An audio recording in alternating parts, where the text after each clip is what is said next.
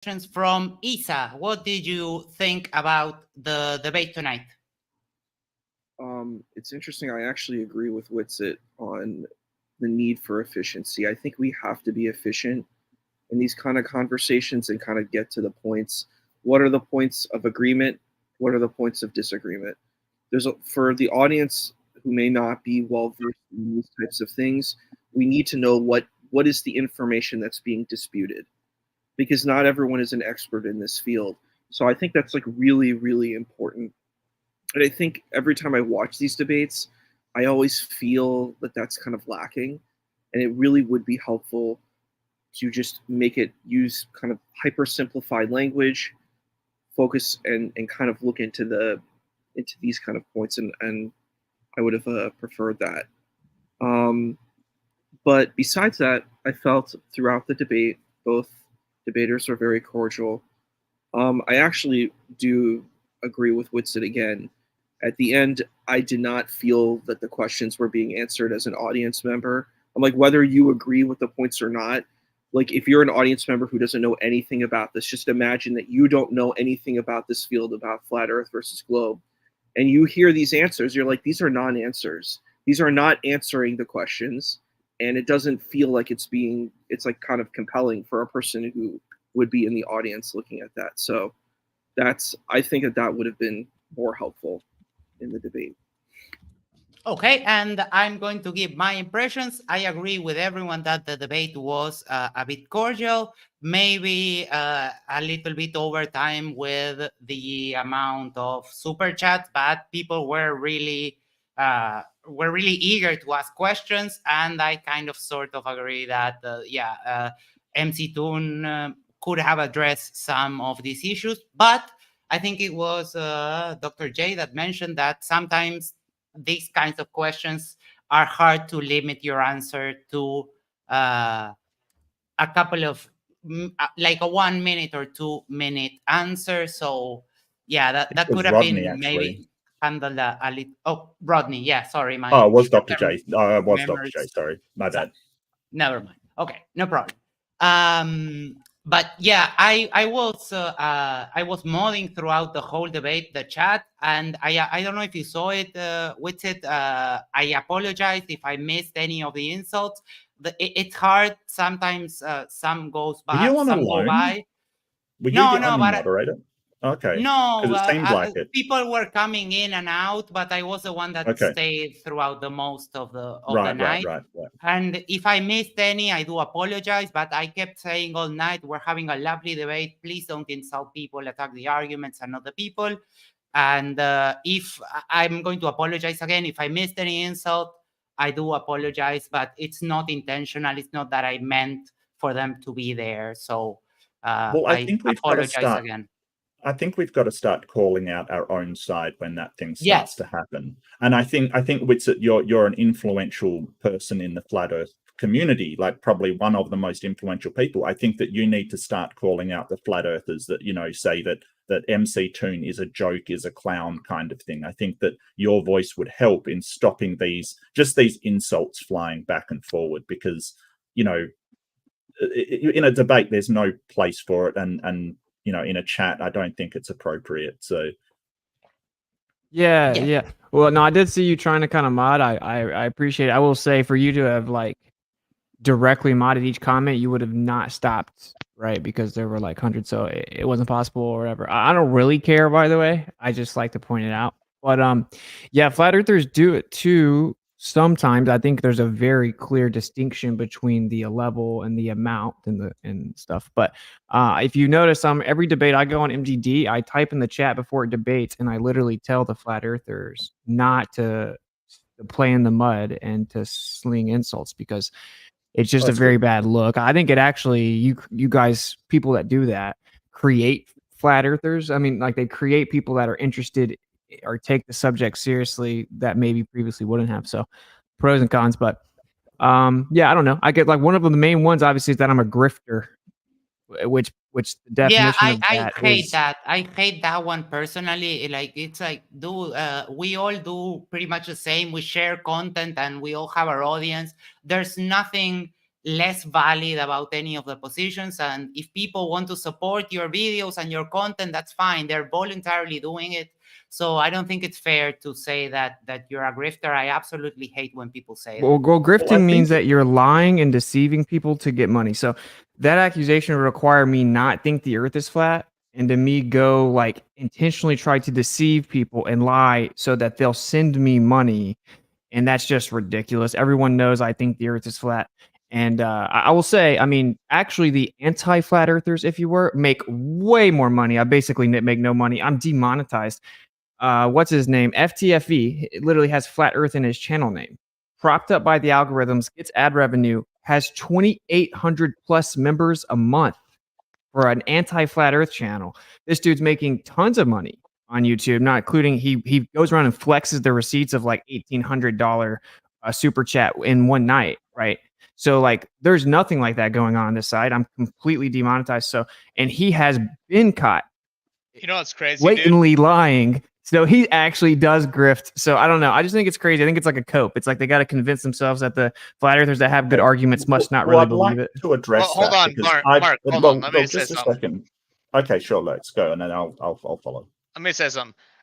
I'll watch a Witsit video, and immediately on the recommended videos, like the next, like even if you turn on autoplay, it'll go from one of Witsit's videos to immediately like FTFE, or it'll go to like the classic, you know, Professor Dave versus Flat Earth Dave. Like it is always not in the Flat Earth favor in YouTube. Like 100%. That's undeniable. I think like Globers have to like admit that at some point, right?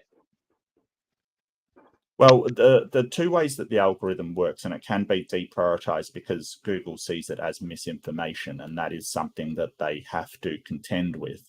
That whatever the scientific consensus is basically the scientific consensus, and you know, sort of challenging that until you prove that you're correct, it is considered to be misinformation because you're trying to pass something off as scientific, which is not scientific. And whether that's right or wrong, that is the case. The other one is it goes by popularity. So if a lot of people are clicking on Professor Dave, say, he will get more people going. It's sort of a cyclical process that the algorithm notices who is become like getting the clicks, and it will send more people there because it thinks it's popular. That's all. But yeah, I don't know if it deprioritizes based on the flat Earth sort of banner thing as you were talking about. I don't know about that one, but definitely popularity is a factor. But I would like to address that because I've said in the past, and I won't lie to you, Witsit, I've said I would not be surprised if you did not believe that the Earth is flat. And I base that on two things.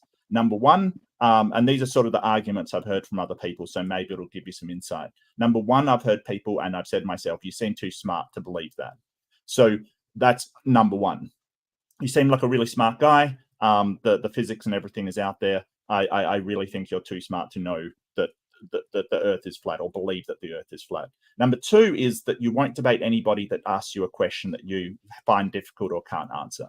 You won't debate a physicist friend of mine. You won't debate MC Toon anymore. You won't debate anybody that gives you serious pushback on this issue. Instead, you go to newer people in the field. You go to people that haven't debated before. You go to people that haven't heard these arguments before. And that makes me suspicious, because wouldn't you want the biggest name in flat Earth like MC Toon to debate against, or the biggest name in anti-flat Earth, I should say, to debate against, instead of some guy I've never heard of before on modern day debate? Okay, so this is what I was talking about, how it's major cope, right? Like Rodney in the top right, like shaking his head. Yes, like it's major cope. I get you guys have to say this to cope, right? Because yeah, I'm obviously not stupid, just like Shane's not, just like Toby's not, just like Alan's not. And not only we're not stupid, we're thoroughly more researched than the average Glober. It's not even close. Like, it's not even close. So in order to say, like, well, at first it was Witsit's really stupid. Witsit says word salad. They still say that one, which is just really stupid. But anyway, then it's moved to, oh, he's not really stupid, so he must be lying. It's just a cope. It's like, no, I can be intelligent, well-researched, and know the Earth's not a globe all at the same time. I absolutely do know the Earth's not a globe because you can test it, and there's physical empirical evidence that refutes that it's a globe. When it comes to the idea that I duck people, that's hilarious as well. I don't know if you know, I have a show called In the Field. I've been literally emailing top-level astronomers, astrophysicists, physicists, you name it, asking them to come on my show. I told MC Toon I'm not debating him anymore. For one, I've debated him like 5 or 6 times. 2, I told him if he keeps talking about my children and my wife, then I'll never debate him again. And he kept doing it. So I told him to keep my daughter's name out of his mouth. He kept doing it, which is just disgusting. So that's why I don't debate him. FTFE, same thing. You talk about how CPS should come take my daughter and all this stuff. Then yeah, I don't have to debate you. I've completely embarrassed both of those people. So many times it's recorded, the whole internet's seen it. So to act like I'm scared to debate them is insane. I don't know what physicist friend of yours you're talking about, but I literally prefer people with credentials because these anti-flat earthers on the internet, they have no academic reputation. They have nothing holding them accountable. They can just make stuff up. Literally, when I talk to physicists and astronomers and astrophysicists, I get 100 times more concessions. They're like, yeah, of course there's a kinematic and dynamic equivalence with geocentric model. But no, a globe earther will deny that. So I love people with credentials. And let me finish. So, because I want to really break this cope because it's just like a psychological mechanism to deny the fact that we have good arguments. Like in conclusion, the last thing I'll say is I invite people to debate. I told James, look, I don't want to debate random people on modern day debate anymore. I want to only be set up with people that have credentials in a specific field or at least have shown themselves to be knowledgeable in that field. Then he matches me up with random people. He matches me up with the random people. So like all of that's not true, dude. I've debated all these people plenty of times. I've literally destroyed MC Toon. The fact you guys act like he beats me is hilarious. I could just start recapping conversations we have right now, and it's okay. This is the guy that said you have no.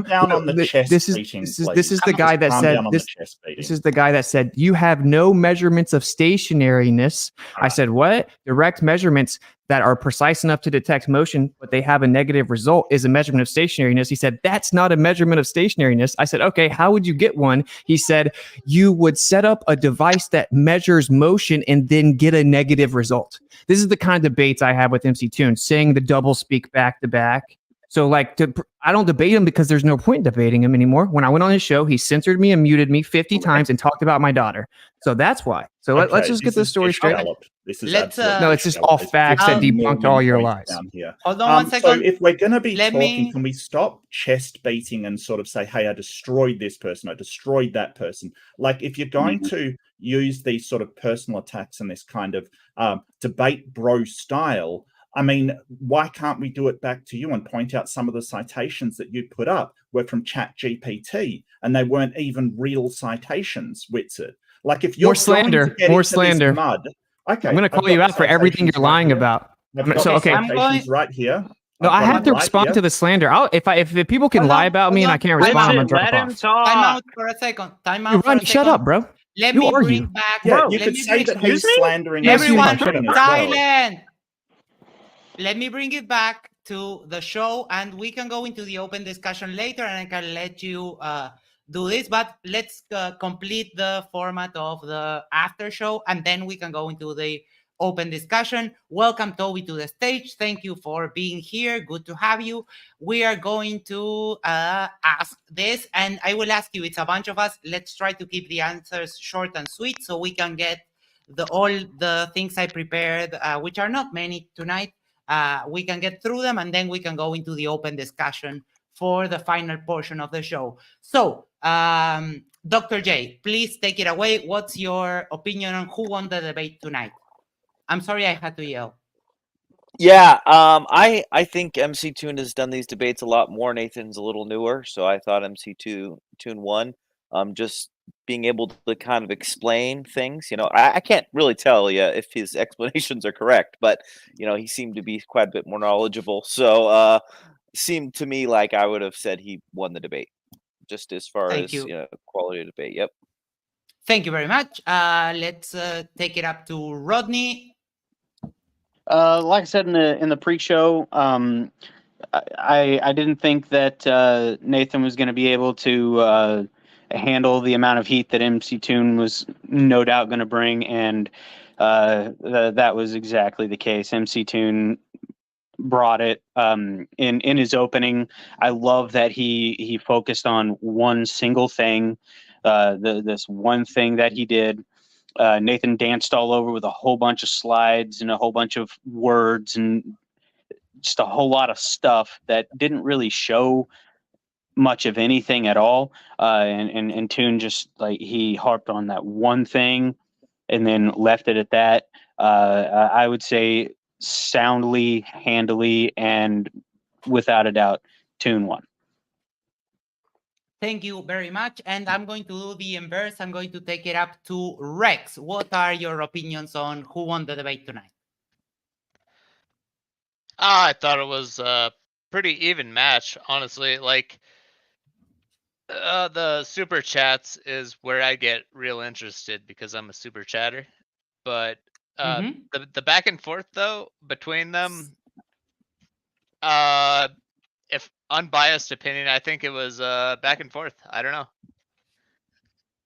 Thank you very much. Mark, take it away. Yeah, absolutely, MC Toon. He answered all the questions that Nathan had. Nathan didn't have a lot of answers as to how these things would work. Nathan made some sort of really unsupported assertions, which is why the MC Toon talked about Hitchens' razor. That's which is asserted without evidence can be dismissed without evidence. I think that was very strong because while he made a lot of claims about how things work, what things are, where domes are, what people are doing, all of these conspiracy theories, he didn't actually have anything to back it up. They're just hollow, empty, baseless claims at that point. Especially the conspiracy theory stuff with the devil horns and all of this kind of thing. I'm not sure what that was doing in a flat Earth debate, but it's kind of, it makes your position look really weak if you have to sort of say, hey, there's a global cabal of people doing this, that, and the other without anything whatsoever to back it up. So I think that MC Toon absolutely demolished Nathan. As much as I like Nathan, he didn't have a lot of coherent, sort of fully formed and backed up responses to what MC Toon was saying. Thank you very much. Billy, what are your opinions for tonight?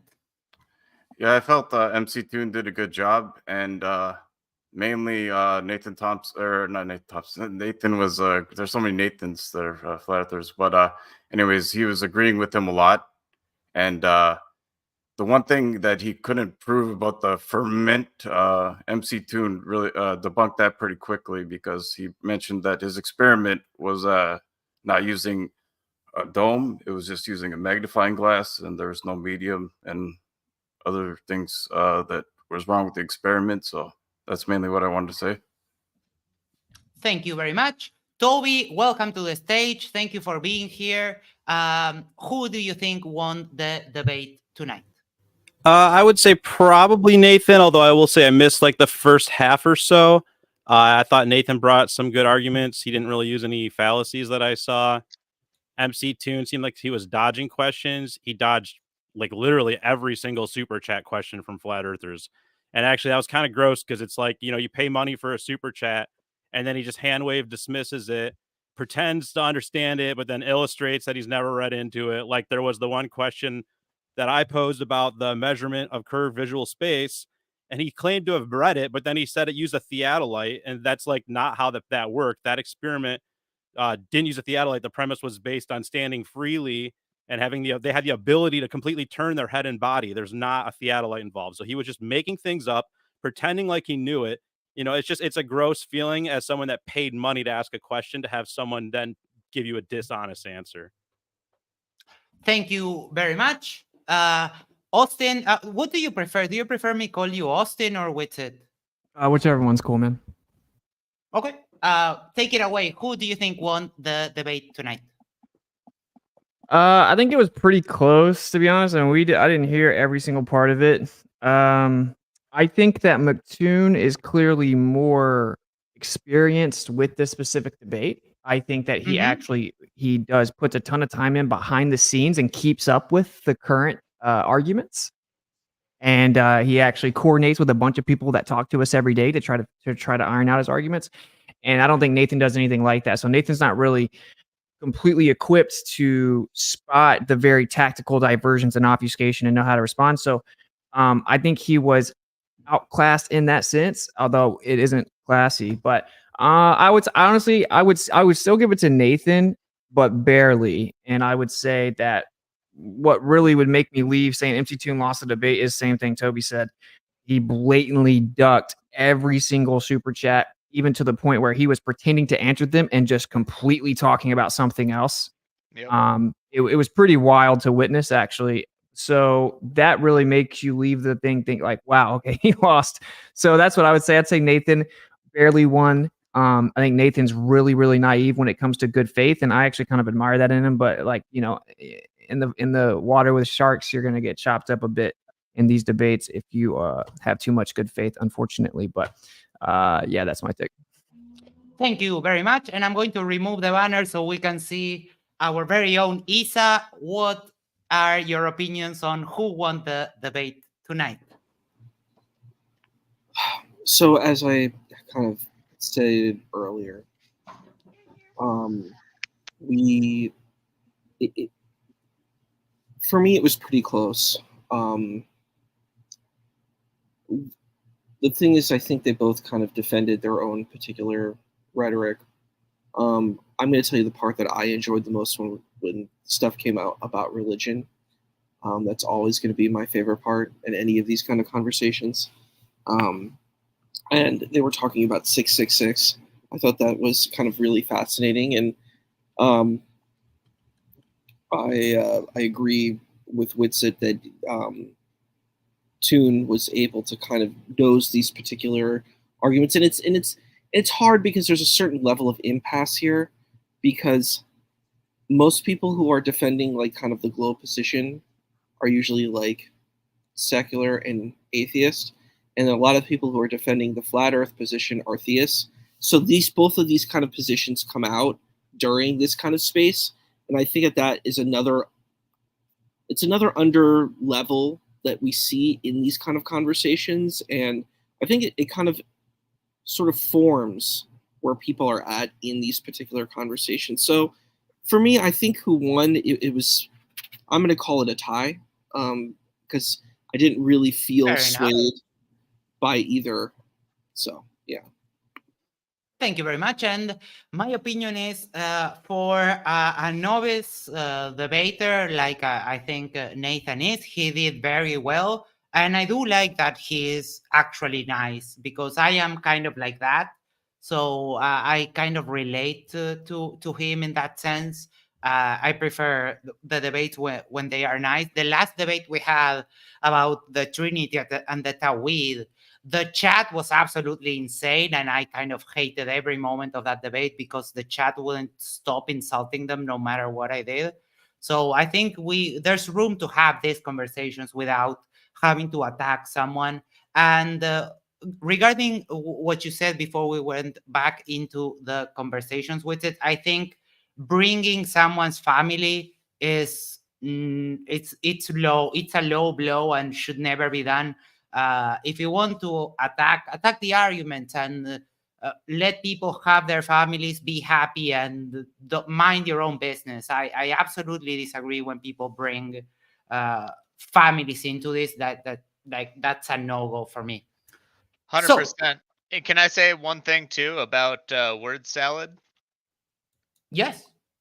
I've found this on both sides. Like when the flat earthers say, "Oh, the globers are using word salad," or the globers are saying, "Oh, the flat earthers, they're using word salad," and they never attack the argument, or like they either don't understand what they're being told, or basically they're using a cloud of, "Oh, you're just using word salad," to admit I don't understand what you're saying, and therefore your argument is invalid. I think that needs to change too on both sides.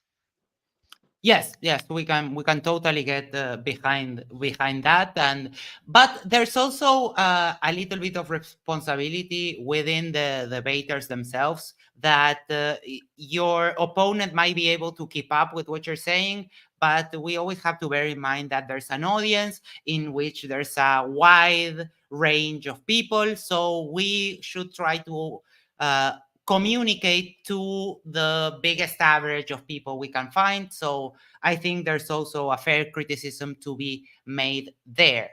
But that's Now, not the word next- salad. If I may, Yes, of course. basically, so I agree with, I think it was Isa that said it, that sort of this the language should be hyper simplified and simplified for the audience, and I 100% agree with that. I agree that from a globe perspective, when they go into these papers, and I do want to point out that the reason why people thought MC Toon dodged these questions at the end is because they were highly technical questions, and he had like 45 seconds to answer them.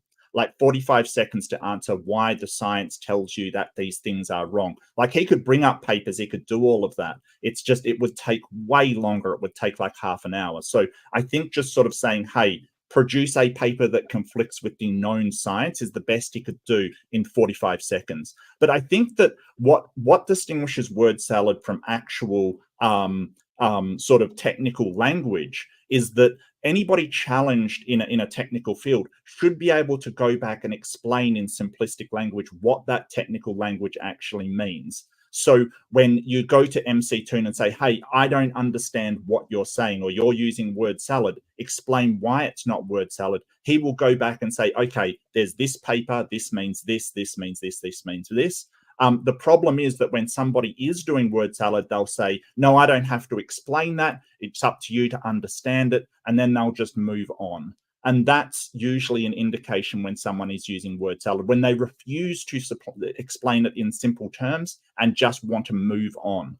This And goes to that's show usually you, been my experience. you guys don't know what word salad means, man. I don't know how many times we have to define it, though. There's a different complaint that you have that people you just are sort talking. of interrupted me. I thought you were done, man. You just right over the top of me. Okay, please keep going. Yeah, okay. So I said usually when people just want to move on, that's when it's word salad. And it doesn't necessarily mean it's word salad, but it's usually an indication that they are using word salad to try and confuse and have no interest in actually explaining simply what each point means, what the words they're using means. And occasionally we've seen things just put together. What's a good example? Like the other day when I was debating Nadir, and he sort of said scientific miracle kind of thing. Now, we refer to scientific miracles as sort of a certain thing, but that's just word salad. It doesn't mean anything in a real literal sense. So he's just trying to string, and like Deepak Chopra, who strings together the quantum spiritual. Are you okay, Witsit? Are you okay down there, mate? No, we got to listen to you for 5 minutes at a time, I guess. Rich, coming from you. I'll give you wow. I'll give you an extensive turn. What a lovely right guy! After. What a lovely. Well, this guy lied about me. Then we paused it and we went through the room, and now we went back to him after he lied about me, without me getting to call out. I'll give you a turn right after. What did I lie about? I've been slandered now. What did I lie about? Oh, okay. I'll go. Okay, so you pushed the lie from MC Toon. This is going to expose both you guys. This is awesome. Can we stop talking about MC Toon while he's not man, here? crazy, man. I thought like just stop talking. You know, he's basically I don't know. It's weird. Austin reply and just personally attack people. Sure. Okay, so you lied about me, and it's a lie that MC. I'm trying to say it. It's a lie that MC Toon put on his channel, and it came from Bryant and MC Toon, that I tried to put off ChatGPT papers as if they were real and got busted for doing it. Now, here's the actual truth of what happened. And think about how gross this is that you guys are still saying it. I went to ChatGPT to ask for additional papers regarding thunderstorm activity and gravimeters because I couldn't find a couple that I had read before. It gave me a list of papers and I couldn't find them. I then went to Bryant Myers and said, hey, since you used to be a professor, do you by chance have access to a database that could find these papers? I can't find them anywhere. I can't verify them. Then he sent them to MC Toon, who then lied and made a video claiming I presented them as actual real legitimate papers and I just didn't know it. And I was actually just randomly pasting things from ChatGPT and claiming they were real. Imagine how gross of a lie that is. And you guys are still saying it. And I've publicly corrected it 10 times.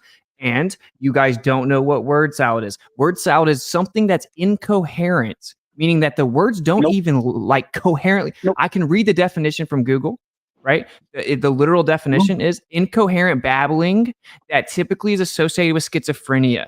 It isn't just, that's the actual definition of word salad. Do we need to share screen and pull it up? Because that's objectively what it is. And so it's not, you guys are talking about a different complaint, which is where people are talking overcomplicated terms to confuse the audience without any true substance or specificity in their claim. That's what you're trying to say. That isn't called word salad, right? And give you an example, and I'll stop talking. My super chat to McToon was, can you attribute physical properties to conceptual abstractions such as a privation? Space cannot be endowed with physicality. And he said, that's just typical Witsit word salad. Okay, no, if you can't comprehend that statement, that doesn't mean it's word salad. It's objectively substantive, specific, and coherent. So if you guys would just stop saying it, because I've asked every Globe Earther, name one thing specifically I've said that's word salad, and not one of them in 4 years have been able to name one example. Not one time, but hundreds of you guys still say it. So I think it's kind of a way to do what Rex said, which is dismiss our point because you don't understand it. That's obviously what it is. You can't actually rebut the point, so you have to find a way to dismiss it. Mark. Okay, so for a start, I didn't get the list from ChatGPT from MC Toon. I don't really watch MC Toon. I don't really pay attention to him. Now, I was watching the debate where you brought it up and tried to look for the citations when they didn't bring up anything. I was in the chat. I was there when you actually brought them up, and I could not find these citations, which led me down the road of trying to find them. And them coming to nothing. And then later I found out about it. So no, I didn't get it from MC Toon. You are completely wrong. You're making a huge assumption. I was in the chat when it happened. So sorry, mate. That's not true. I actually never got them from his website. I wrote them down after going back in the live stream and pausing it and writing them out. So you're wrong about that. I was in the chat, as I often am, as you're very aware. Now, word salad is basically just a shortcut. Yes, it can mean that in a psychological sense. We're not using it in a psychological sense. We're using it in a colloquial sense. Now, what it refers to in a colloquial sense is argument by gibberish. It basically means that you've strung multiple words together that don't actually make a coherent, meaningful thing in reality. That you're actually, like I gave examples like Deepak Chopra with his quantum entanglement of particle structures in spirituality kind of thing. That is an actual sentence you can put together. It doesn't actually have any analog in reality at all. So when we're saying word salad, we're not calling you crazy.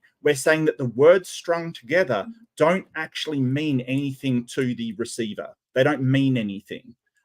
Now, it could be that they do actually mean something and that you can explain what they mean and sort of reference in the science where they are strung in that particular way to mean something. But unfortunately, you don't do that. So we don't know. So if you want to refute word salad, break down your terms to mean something to the other person, and or refer to the technical language within a scientific field that you can say, hey, this is where they reference that sequence of language, and this is actually what it means. Yeah, which I do every single time when given the opportunity. Like I said, I could offer you 10 grand right now. You won't be able to name one single time I've used word salad. Not one single time ever. You can't do it. You make it up. You just claimed you wrote down, I'll bet you on this too, that you wrote down papers I cited in a debate in the chat and that they were from ChatGPT. That's not true. The actual papers that came from ChatGPT were in an email I sent to Bryant Myers about the electrical activity regarding a gravimeter. And I literally said in the email, I have no idea what these papers are. If they exist, I can't verify them. Can you help me find them? So you made that up. And again, I just gave a specific example, which was I said to MC Toon tonight, Can you attribute physical properties to conceptual abstractions, one of which is a privation?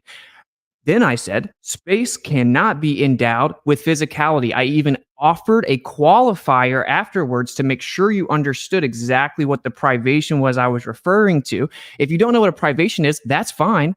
But actually, it doesn't remain word salad because you said so until the other person comes and explains it to you because you have inept vocabulary skills. That isn't how that works. Word salad means it literally doesn't make coherent sense. When McToon said that's just typical Wits at word salad, he's wrong. We can break it down. What does conceptual mean?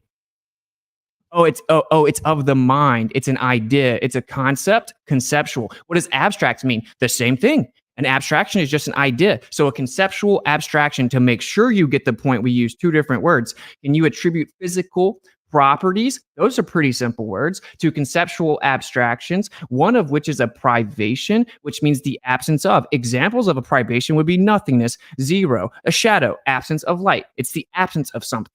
It's nothing in and of itself. It's a privation. Can you attribute physical properties to privations? And then the follow-up was space cannot be endowed with physicality. Now, those are very specific. Those aren't even big words.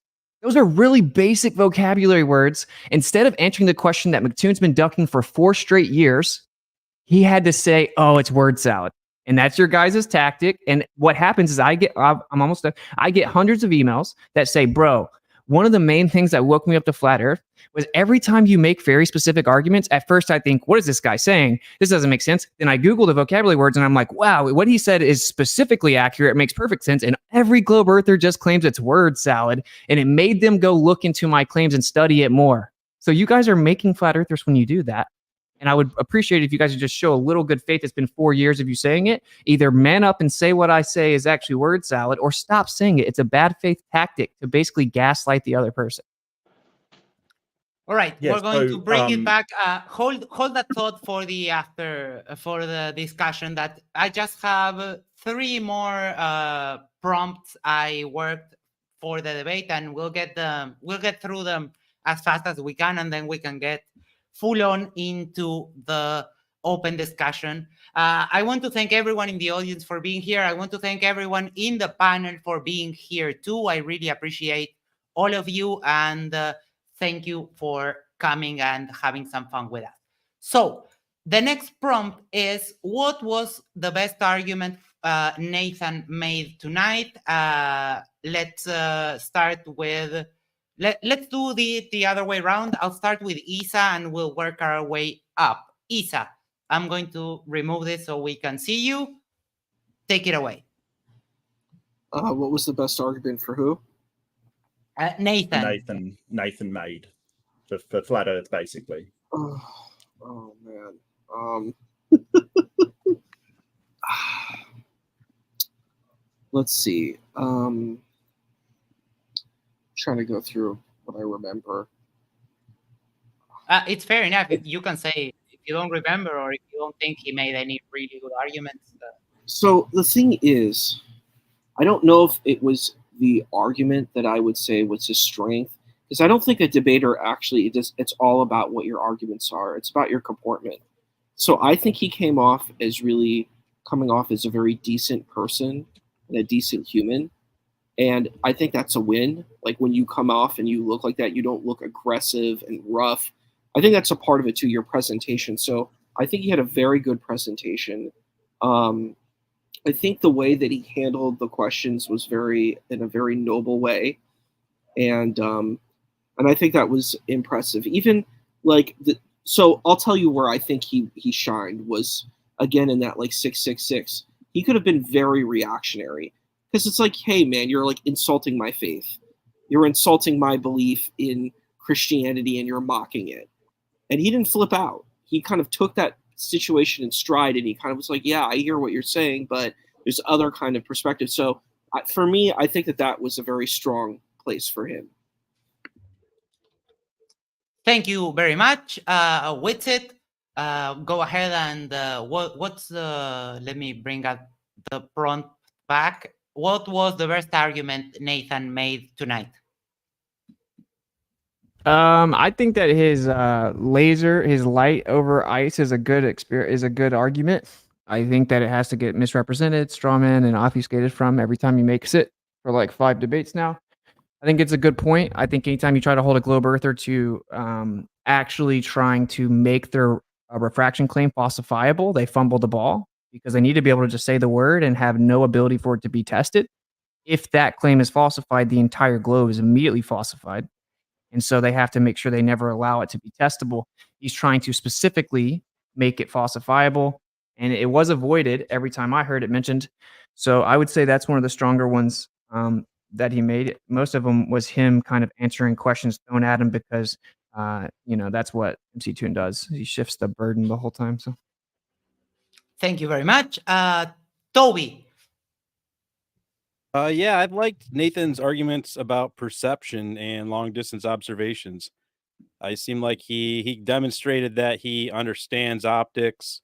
And honestly, once you understand optics and insane refraction indices that the globe has to invoke to explain long distance observations and optics, it's hard to go back, especially once you understand the way that perception works, that you perceive from a single point in a 3D space. So just necessarily you do not see the world in a perfect Euclidean geometry. That's why train tracks converge in the distance. And that's exactly what the sky and the ground do in the distance at the horizon. So once you understand all that, once you like really wrap your head around all that, and that's necessary whether or not you live on a globe, it's hard to go back, in my opinion. But he laid that out quite well, and he understood refraction, and he laid that out quite well. And I thought that was fantastic. Thank you very much. Billy? I thought his only argument that I can maybe get behind is about him saying that God and Satan maybe, and that's only because I believe them, and they might be possible that they exist, but I don't personally believe in them. But they might be possibly exist. That's the only thing I can think of that was maybe something I can get behind, I guess. Thank you very much. Mark? Yeah, I kind of agree with Billy. Like all of his scientific claims were absolutely demolished. I think that sort of something unfalsifiable is his best argument, which is why he went to the unfalsifiable claims of, these sixes and devils and demons and things, because, that's what pseudoscience does. It hides behind unfalsifiable claims. So, if you want to go to unfalsifiable things, sure. I think that in some way they should be asked to provide a falsification criteria, set up their experiments to do that, and show that the model fails, which obviously he can't do under scientific means, so he has to go to supernatural claims. So yeah, I actually agree with Billy. I think that was his best argument. Thank you very much. Rex? I think the best argument was, so McToon tried to strawman the distance to the sun a lot. Like that was big for him in this debate, was saying, okay, well, the flat earth doesn't have a definitive distance or size of the sun, so I'm going to strawman it for you. And I think the best thing he did was he said, hey, listen, even in the globe model, you don't know how far it is away. You don't know how big it is, and you need to know either how big it is or how far it is away. And kind of like the refutation of like,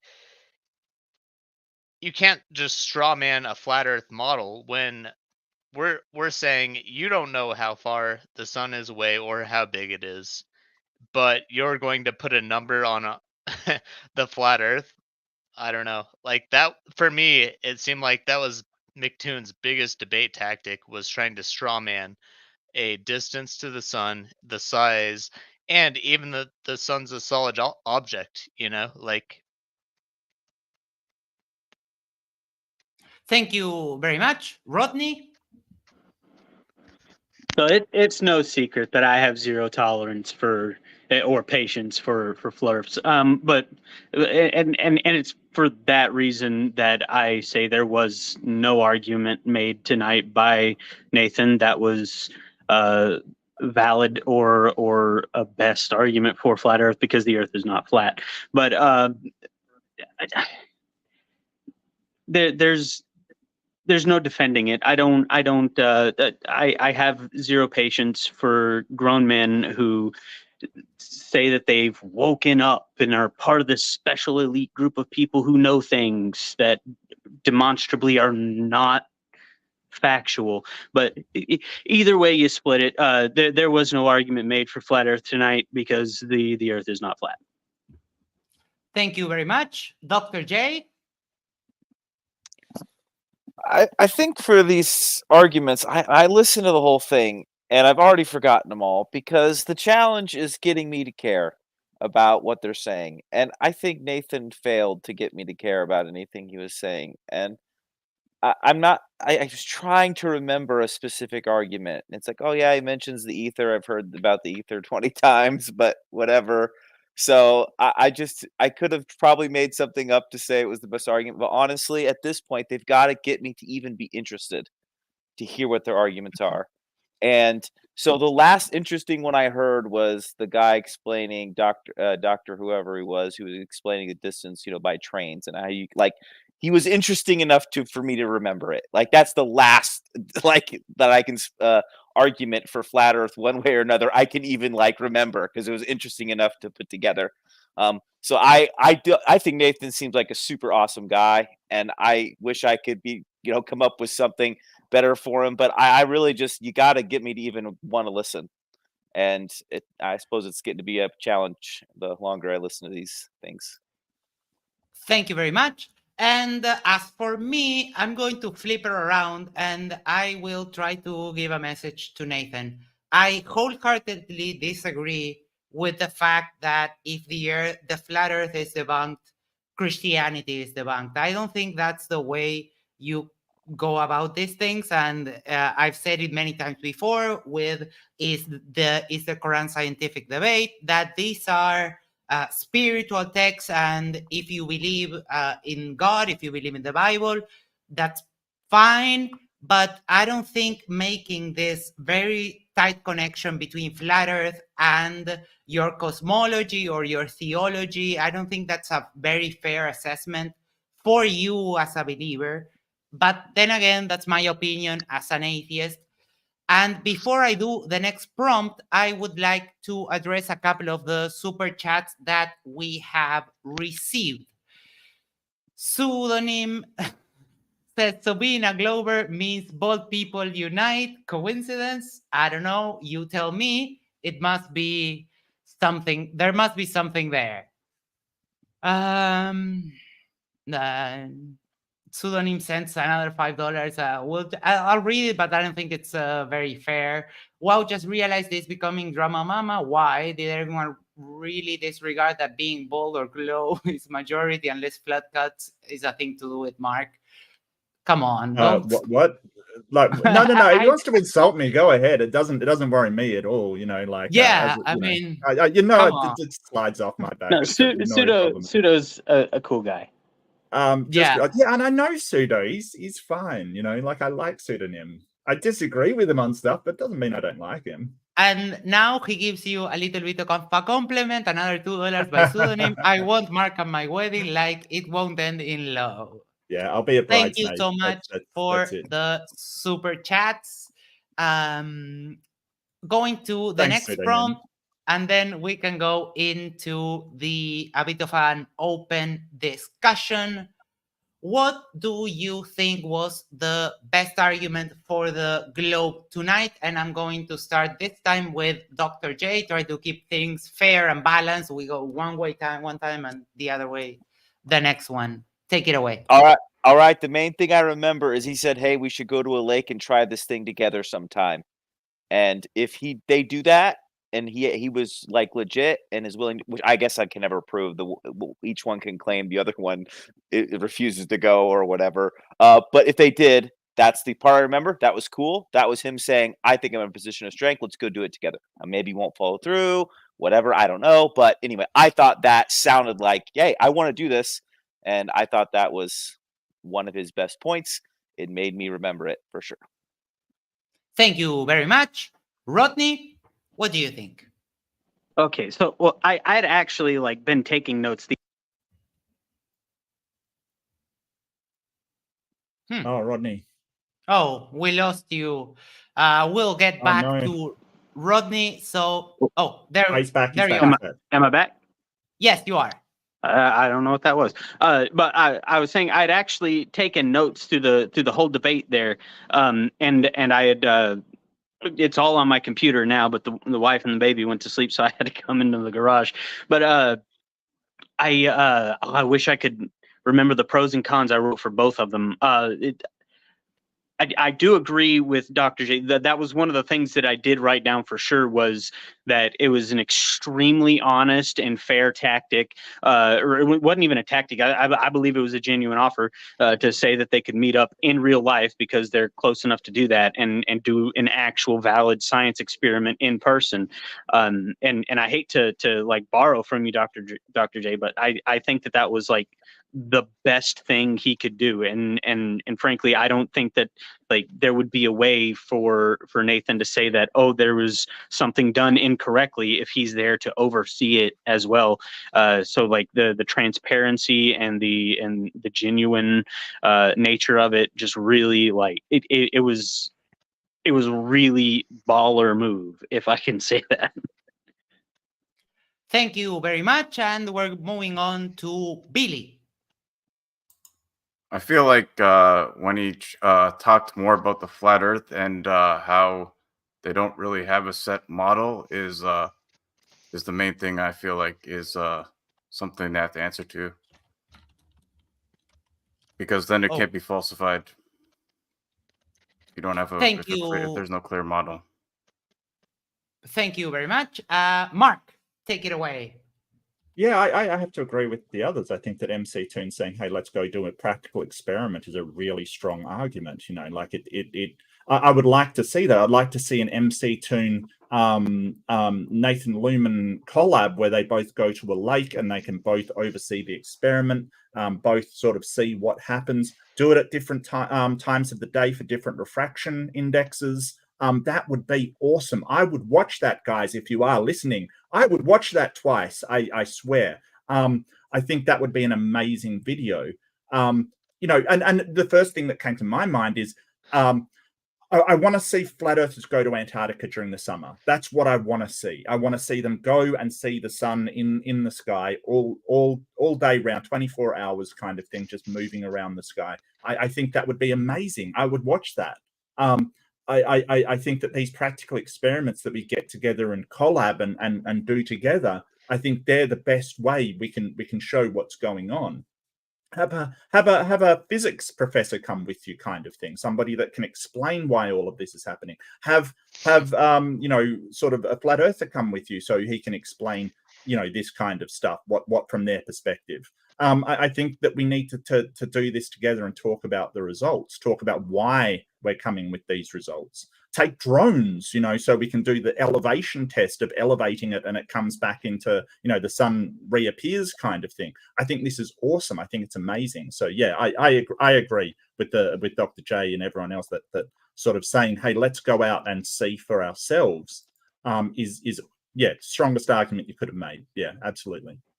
Thank you very much. We are going to hand it over to Rex. Yeah, I think the best tactic that he used, McToon, was trying to like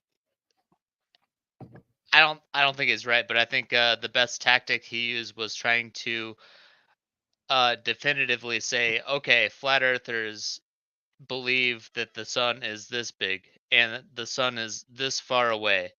And he cited like Eric Dubay, and I think that was smart. Like, if I was looking at it objectively, I think what he did there, it was because like flat earthers, let's be honest, we cannot say how far away the sun is, like how big it is, because um we're basically saying the globe doesn't know. And by him saying, okay, I'm going to strawman this and you can't refute it, it's basically you know, what can you do there? That was his best tactic, I would say. Thank you very much. Let me address this little comment here, and I'll hand it over to you, Toby, in just a second. Brody Fisher says this sounds like a bold circle jerk. We have 3 flat earthers here, and we value everyone's opinion. So I don't think that's a fair assessment of what's happening here right now. I think they're saying most of the panelists are in fact bold. Maybe Witsit shaved his head. We don't know. Maybe it's all of us. Oh, maybe I misunderstood. If I misunderstood, I apologize, but just wanted to clear that out. Toby, any thoughts on this? Yeah, I thought MC Toon did a good job of diverting from every question. And then after he wouldn't answer the question, he would say something dishonest or unrelated and act like it was relevant. That was especially the case with every super chat, like literally every single super chat that I can think of. So I don't know. Nice job with the power games, I guess. But I can't recall like a single logical argument that MC Toon put forward. Like nothing stands out to me because every time that I was listening to him, it was just non sequiturs or straw manning. A lot of that, especially in the super chats. Fair enough. Austin, with it, sorry, take it away. I think the best argument that MC Toon has is celestial navigation on a globe. Falls right in line with this whole like, oh, the sun can't be here on a flat Earth. So the whole 1 degree per 69 miles. That's McToon's best argument for sure. And unfortunately for all the Globers, we've actually completely mapped out celestial navigation and all the exact math that works and matches reality perfectly on the entire Earth at any location, including any position of the stars, the sun, and or the moon, based on your geographic position.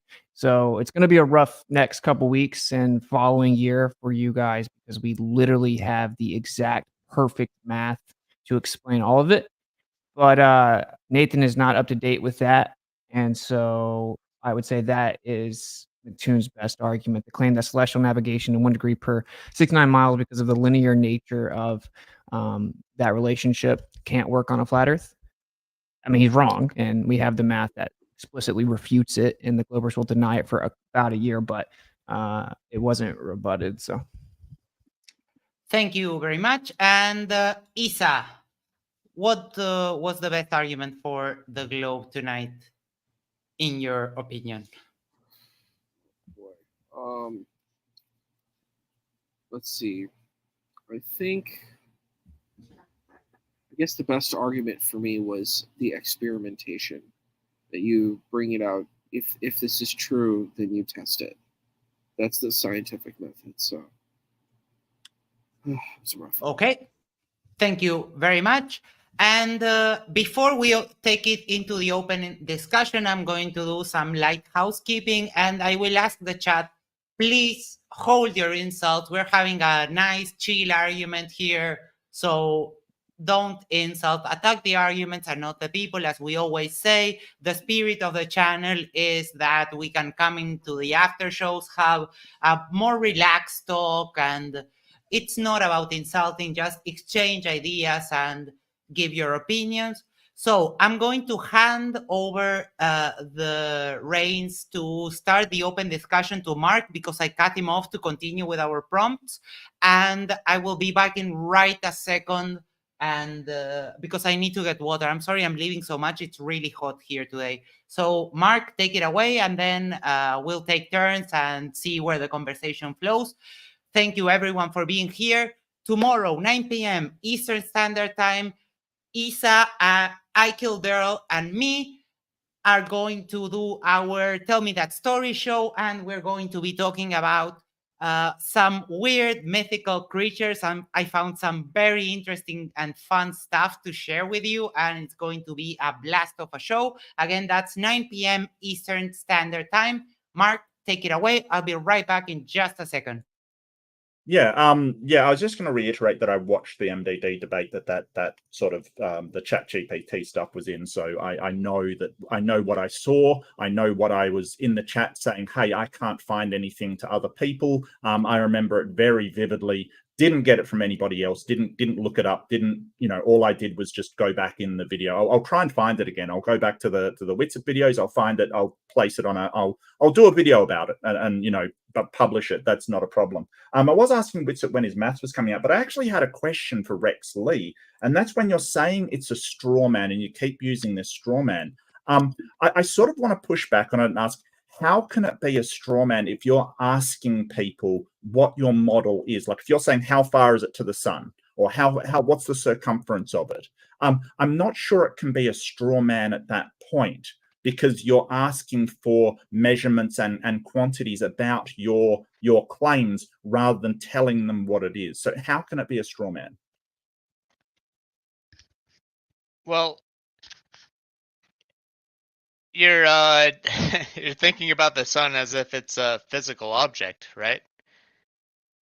Well, I mean, that's what we're asking. What's the distance to the sun? Like, if there's infinite, or if there's no distance because it's spiritual, then why doesn't the opposition say that? Well, that's where I'm asking. You assume the sun is a physical object. Well, no, not really. If that's a mistake, like, yeah, you can correct that mistake in the answer, but it's not really a straw man, is it? You're not saying, hey, you think there is a physical distance to the sun. And is the sun a solid object? Is it a physical object? That's my question. And my super chat, which didn't get answered, and this is why I will remain a flat earther forever, is because, for one, they tell us nuclear fusion is happening on the sun. How is that even possible while the sun is maintaining an axial rotation, if it's a physical object? Is the sun rotating? Yeah, that's what I'm saying. Like, in your belief system. Oh my God. Yeah, dude, and you're like, it's like once every 27 days or so, I think. Something like that. Non sequitur. Why wouldn't it be rotating? What? Do you not remember the question? Rex, is there anything about the nuclear sun you can fusion tell is us? happening. Like, what is the sun? Do you know? Just say no, nothing, or is Oh, there they're anything just about the sun? blatantly diverting to asking you questions now. yeah, it's a Well, I diversion. He don't asked know. you the question. And you I said, don't- well, what yeah, about if the I- flat Earth? So I asked a question, and then you said, well, what about the sun, kind of thing. So I think we're diverting a bit, but sure, I just don't know what about nuclear fusion would Because stop. your But model. hang on, let me finish. Don't Go just ahead. jump in over the top of me. I don't know, what is it about nuclear fusion that will stop like the conservation momentum? That if something is spinning, like we say that accretion disks and at the start of solar system formation, it's spinning. What about nuclear fusion would stop conservation of momentum? All right, let's do a thought experiment. If you threw, Okay. let's suppose we were in outer space. Let's just suppose Sure. we were out there, a couple Yeah. astronauts in outer space. If you threw a grenade into outer space and it Mhm. blew up outwards in every single direction from its explosion, right? Do you think, like, let's say you threw that grenade like a football in outer space, like with a nice spiral, like a perfect spiraling direction, and it blew up outwards from the inside, outwards in every direction. Do you think it would maintain that spiral? Okay, I'm just trying to figure out, Rex, Yes. what the grenade is in this instance, kind of thing. Like I'm trying to work out, like, because if you're saying a grenade is like the sun isn't a physical explosive that explodes. It's plasma that is currently undergoing fusion. It's not the same thing. The Right. sun isn't actually exploding. That isn't what's happening.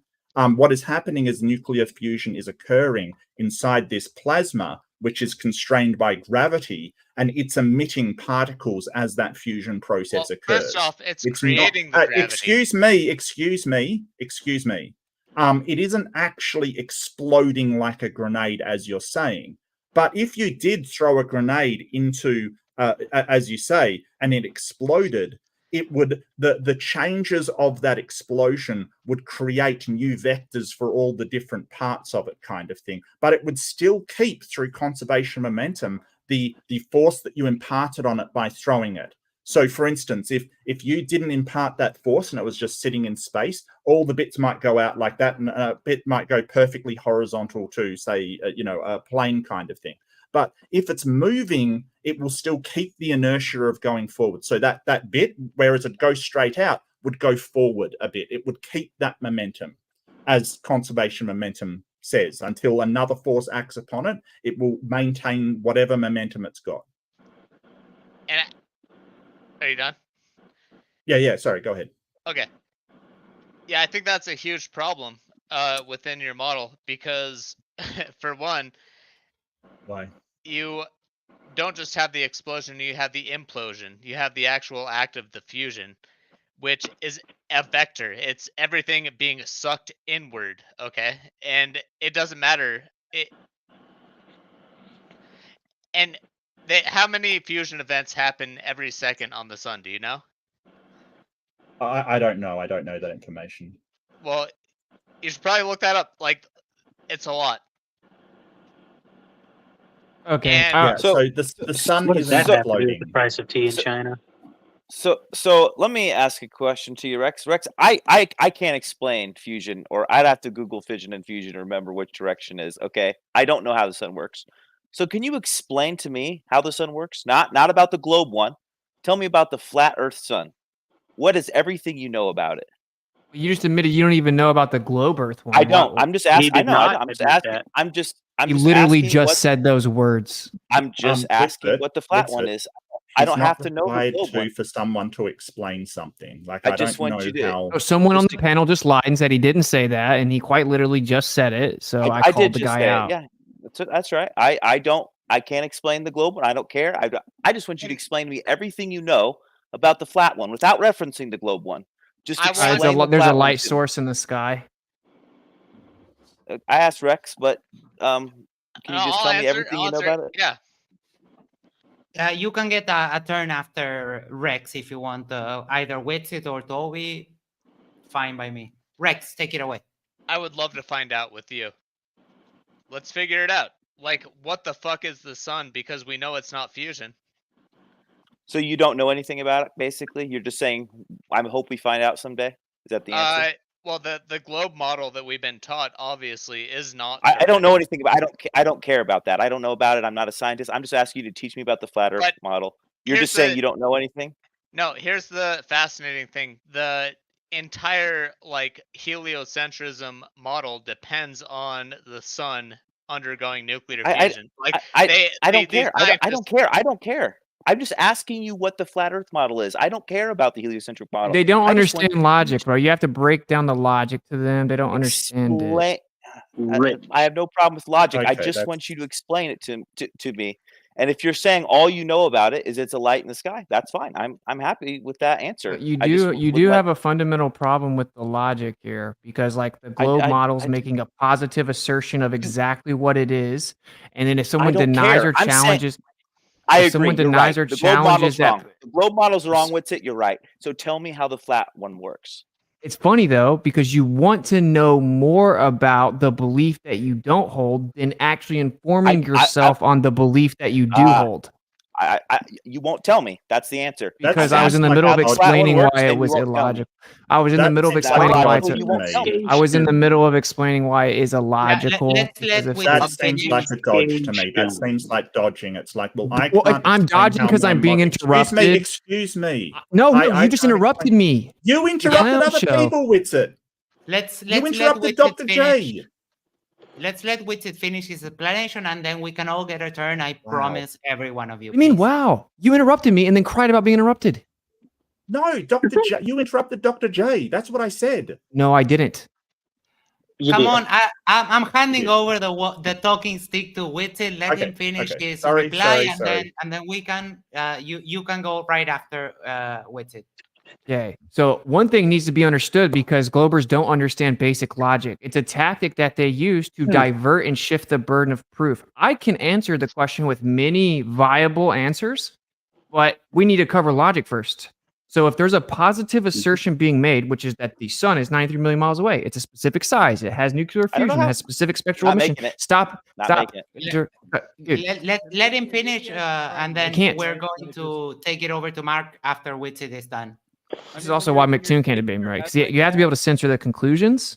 So anyway, if someone denies or challenges your positive assertion, right, and then you tell them to prove something else, right, that's a shifting the burden of proof fallacy. Something can be falsified without being replaced. If our position is that's ridiculous to claim that you can actually verify those claims, then wouldn't it also be ridiculous for us to then make definitive positive claims about it? Now, of course, the electrical sun theory is significantly more viable. It can actually explain the spectral analysis better. You guys have a problem with it's something called helioseismology. You don't even know what that is, which doesn't work within your model, but the electric sun theory does work. So an electric sun theory is significantly more viable. It's an electrical source. It has plasma, right? It explains all the spectral emissions. It's just a local light source. We see the apparent position. There's actually an apparent displacement. It's within some type of seemingly fluid-like medium, and it moves over top of us within containment. So there's a viable explanation that's actually more viable than yours, and we don't have to make the claim because we're saying your model has been falsified. And I'm going to reiterate the final point in conclusion. Instead of really informing yourself on what you hold to be true and what you believe, you would rather have someone else explain what you don't believe to be true. Why would you not inform yourself on what you believe to be true first? Doesn't that seem like a logical thing to do? Or maybe don't believe it, because that would mean it's a blind belief, I don't care. kind of like a What's it- religion. You're misrepresenting me terribly. I don't care. I don't care if Jay? it's round or flat at all.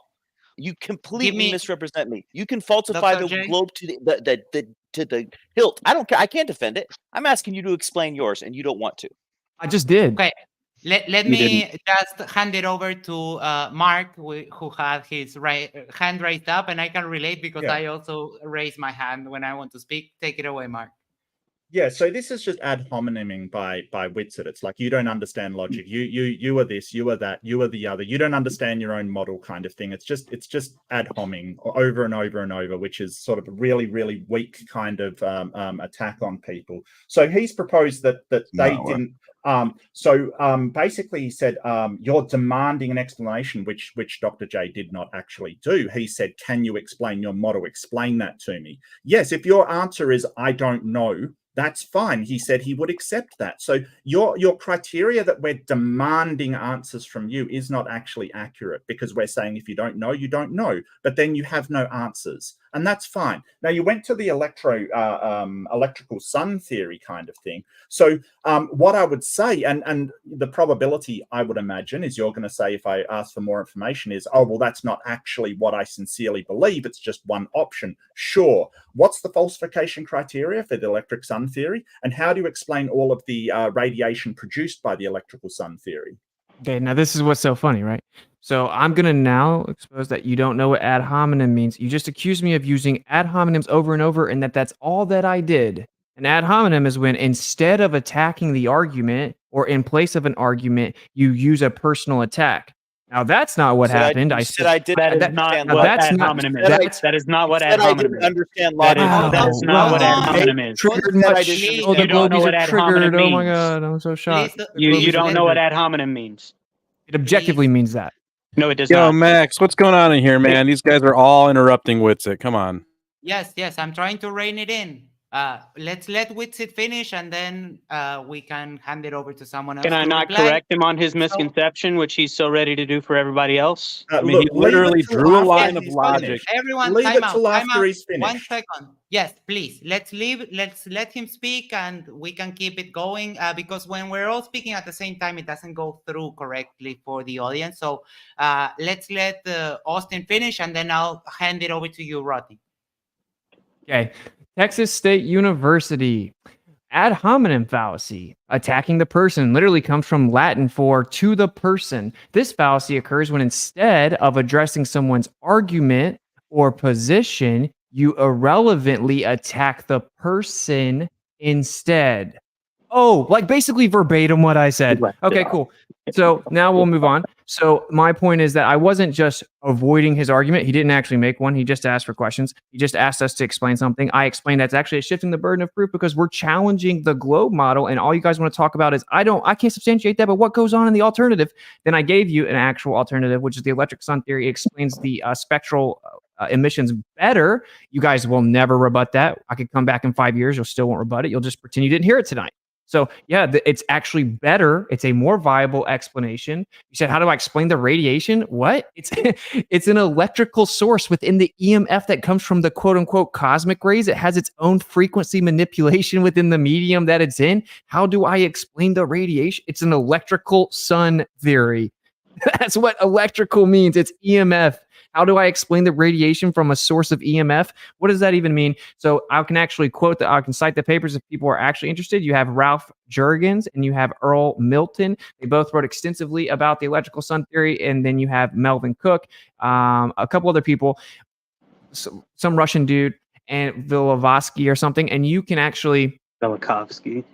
It's actually been refined since then, right? And I'm not even making the definitive claim. I'm just saying that it seems to be more viable. And I'll say the last thing. I don't know why you guys don't understand this. If I find like a piece of paper that says I'm adopted and I go tell you, oh, my life's a lie, those aren't my real parents. And then you say, well, who are your real parents? And I say, I don't know yet. I just found out that those aren't my real parents. You say, no, I'm going to believe that those are your real parents so you can prove who your real parents are. Instead, that doesn't make sense. It's illogical. It's a way to cope and avoid the fact that it's falsifiable. You asked me how to falsify the sun. That's electrical sun theory. I didn't make a definitive claim that that's true. Okay, but there are ways to falsify it. Show that the actual spectral data doesn't match an electrical sun. Show that the actual evidence doesn't match charged ionization within some type of fluid medium. Show that the actual observations and evidence doesn't match the electrical sun theory. That's how you would falsify it. Pretty simple. So I didn't even make the positive assertion. So there you go. I feel like I need to correct you guys on everything, but I don't want to hog the mic. So go ahead. Yeah, okay, this is I'm an going ad to hominem, hand it yeah. over to Rodney, and then after Rodney is done, whoever wants to reply will get a turn. But I'm going to take a moment to read a couple super chats that arrived, and a very relevant question that I think is interesting because I would like to know. So, Rodney, take it away. So you did a beautiful job of reading most of the definition of ad hominem, but when you use an ad hominem, you are using a part of the person or their character or their personality, or you're taking something personal and you're trying to use that to invalidate the argument. That's the part that you keep leaving out because you want an insult to be an ad hominem. But if I said that you're stupid, that's not ad hominem. If I said something like, oh, well, Whitsitt doesn't know about souls because he's a ginger, that would be ad hominem. I'm using something about your person to invalidate your stance. That's ad hominem. I know it's instead of attacking the argument. No, shut up. Let him finish. You got all pissy whenever I interrupted you. Let's just make a $5,000 bet about it. Whitsitt, shut your mouth. Oh, okay, nobody cares about what you have to say right now. It's my turn. You know, that whole thing, right? Okay. But anyway, also, while we're on the subject of definitions, you got on word salad earlier, like giving like strict definitions in place of colloquial definitions. But in the colloquial sense that we use word salad, we're saying that you're using a bunch of words that have meaning in a way that doesn't mean anything. You guys, which is not what I do. They never can specify what they didn't get because they were too afraid to reveal the fact that they just don't I'm being understand spoken over. I'm what's just being going to said. keep on jabbering until they be quiet. All right. Hold on. So, I'll do this. Let's Rodney finish. Then I'm going to hand it over to Toby. I'm going to read a couple of messages. I'm going to hand it over to Toby and then Mark. Okay, but if I'm going to sit here and be insulted by each person and not respond, I'll just drop off the call. We know how the You're sun insulting works. everybody. We do You're insulting objectively have everybody on the a panel. probe that recently pierced the atmosphere of the sun. So that's a thing. I think it's the Parker probe. So go ahead and look that up. Cry fake all you want. Prove it. Then we'll talk. But yeah, I think it's the Parker probe. I might be wrong on the name of it, but we do have a probe that just recently went through the atmosphere of the sun, and so yeah, we do understand the sun quite well. The nuclear fusion that takes place in the center of the sun is just ever so slightly stronger than the gravitational force of the sun, which is why we do eventually have all this radiation coming out from the sun. So if that's a problem, maybe look up the scientific literature on it, refute the scientific literature on it in further subsequent scientific literature that you then publish in the peer review, and then overturn the scientific consensus, and then again, then we'll talk. That's all. So I'm just curious. I'm asking a question here. If the people are specifically addressing me, and then the next person goes and specifically addresses me, and then the next person, am I supposed to just like keep up with it? Am I supposed to listen to all of them make comments about me or towards me? Everybody else is expected to, Witsit. Why are you No, special? what? I'm making comments specifically to the one person that said something to me and letting No. them respond. You're saying you're insulting most of the members of the panel. You just want to say, hey, I don't do it either, which is clearly untrue.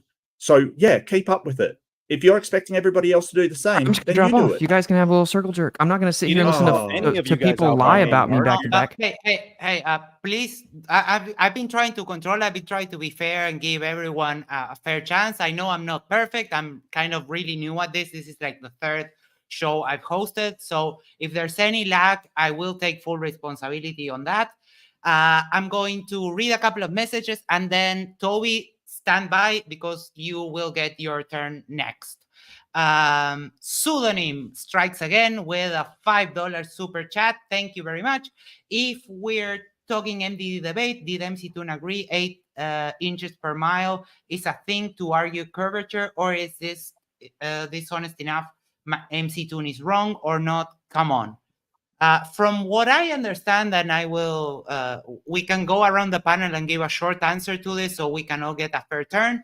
But from what I understand is that that formula is okay to measure the drop from a horizontal. So it's not really valid to measure the whole, the whole circumference of the Earth.